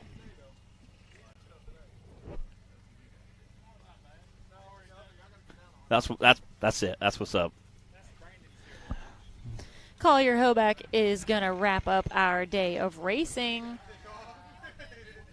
This is course 2 for the Digging Deeper UTV youth class.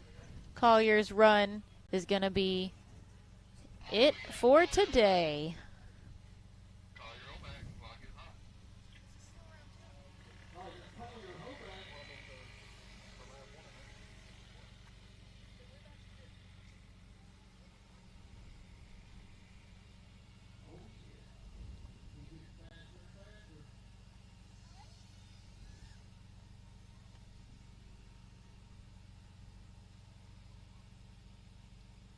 Again, Collier out there practicing earlier was very funny. He was revving his engine like the bouncers were. And Justin was the one who pointed it out. And I kind of had to giggle a little bit just because, kind of younger drivers imitating our bouncer drivers, which was super cool. That's like a total macho guy thing, I think.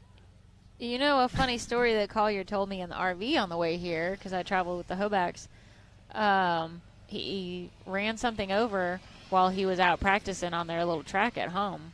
Do you have any guess what it was? Oh my! Like, was it like alive, or talking like a Yeah, log or something? it was Oh God! alive.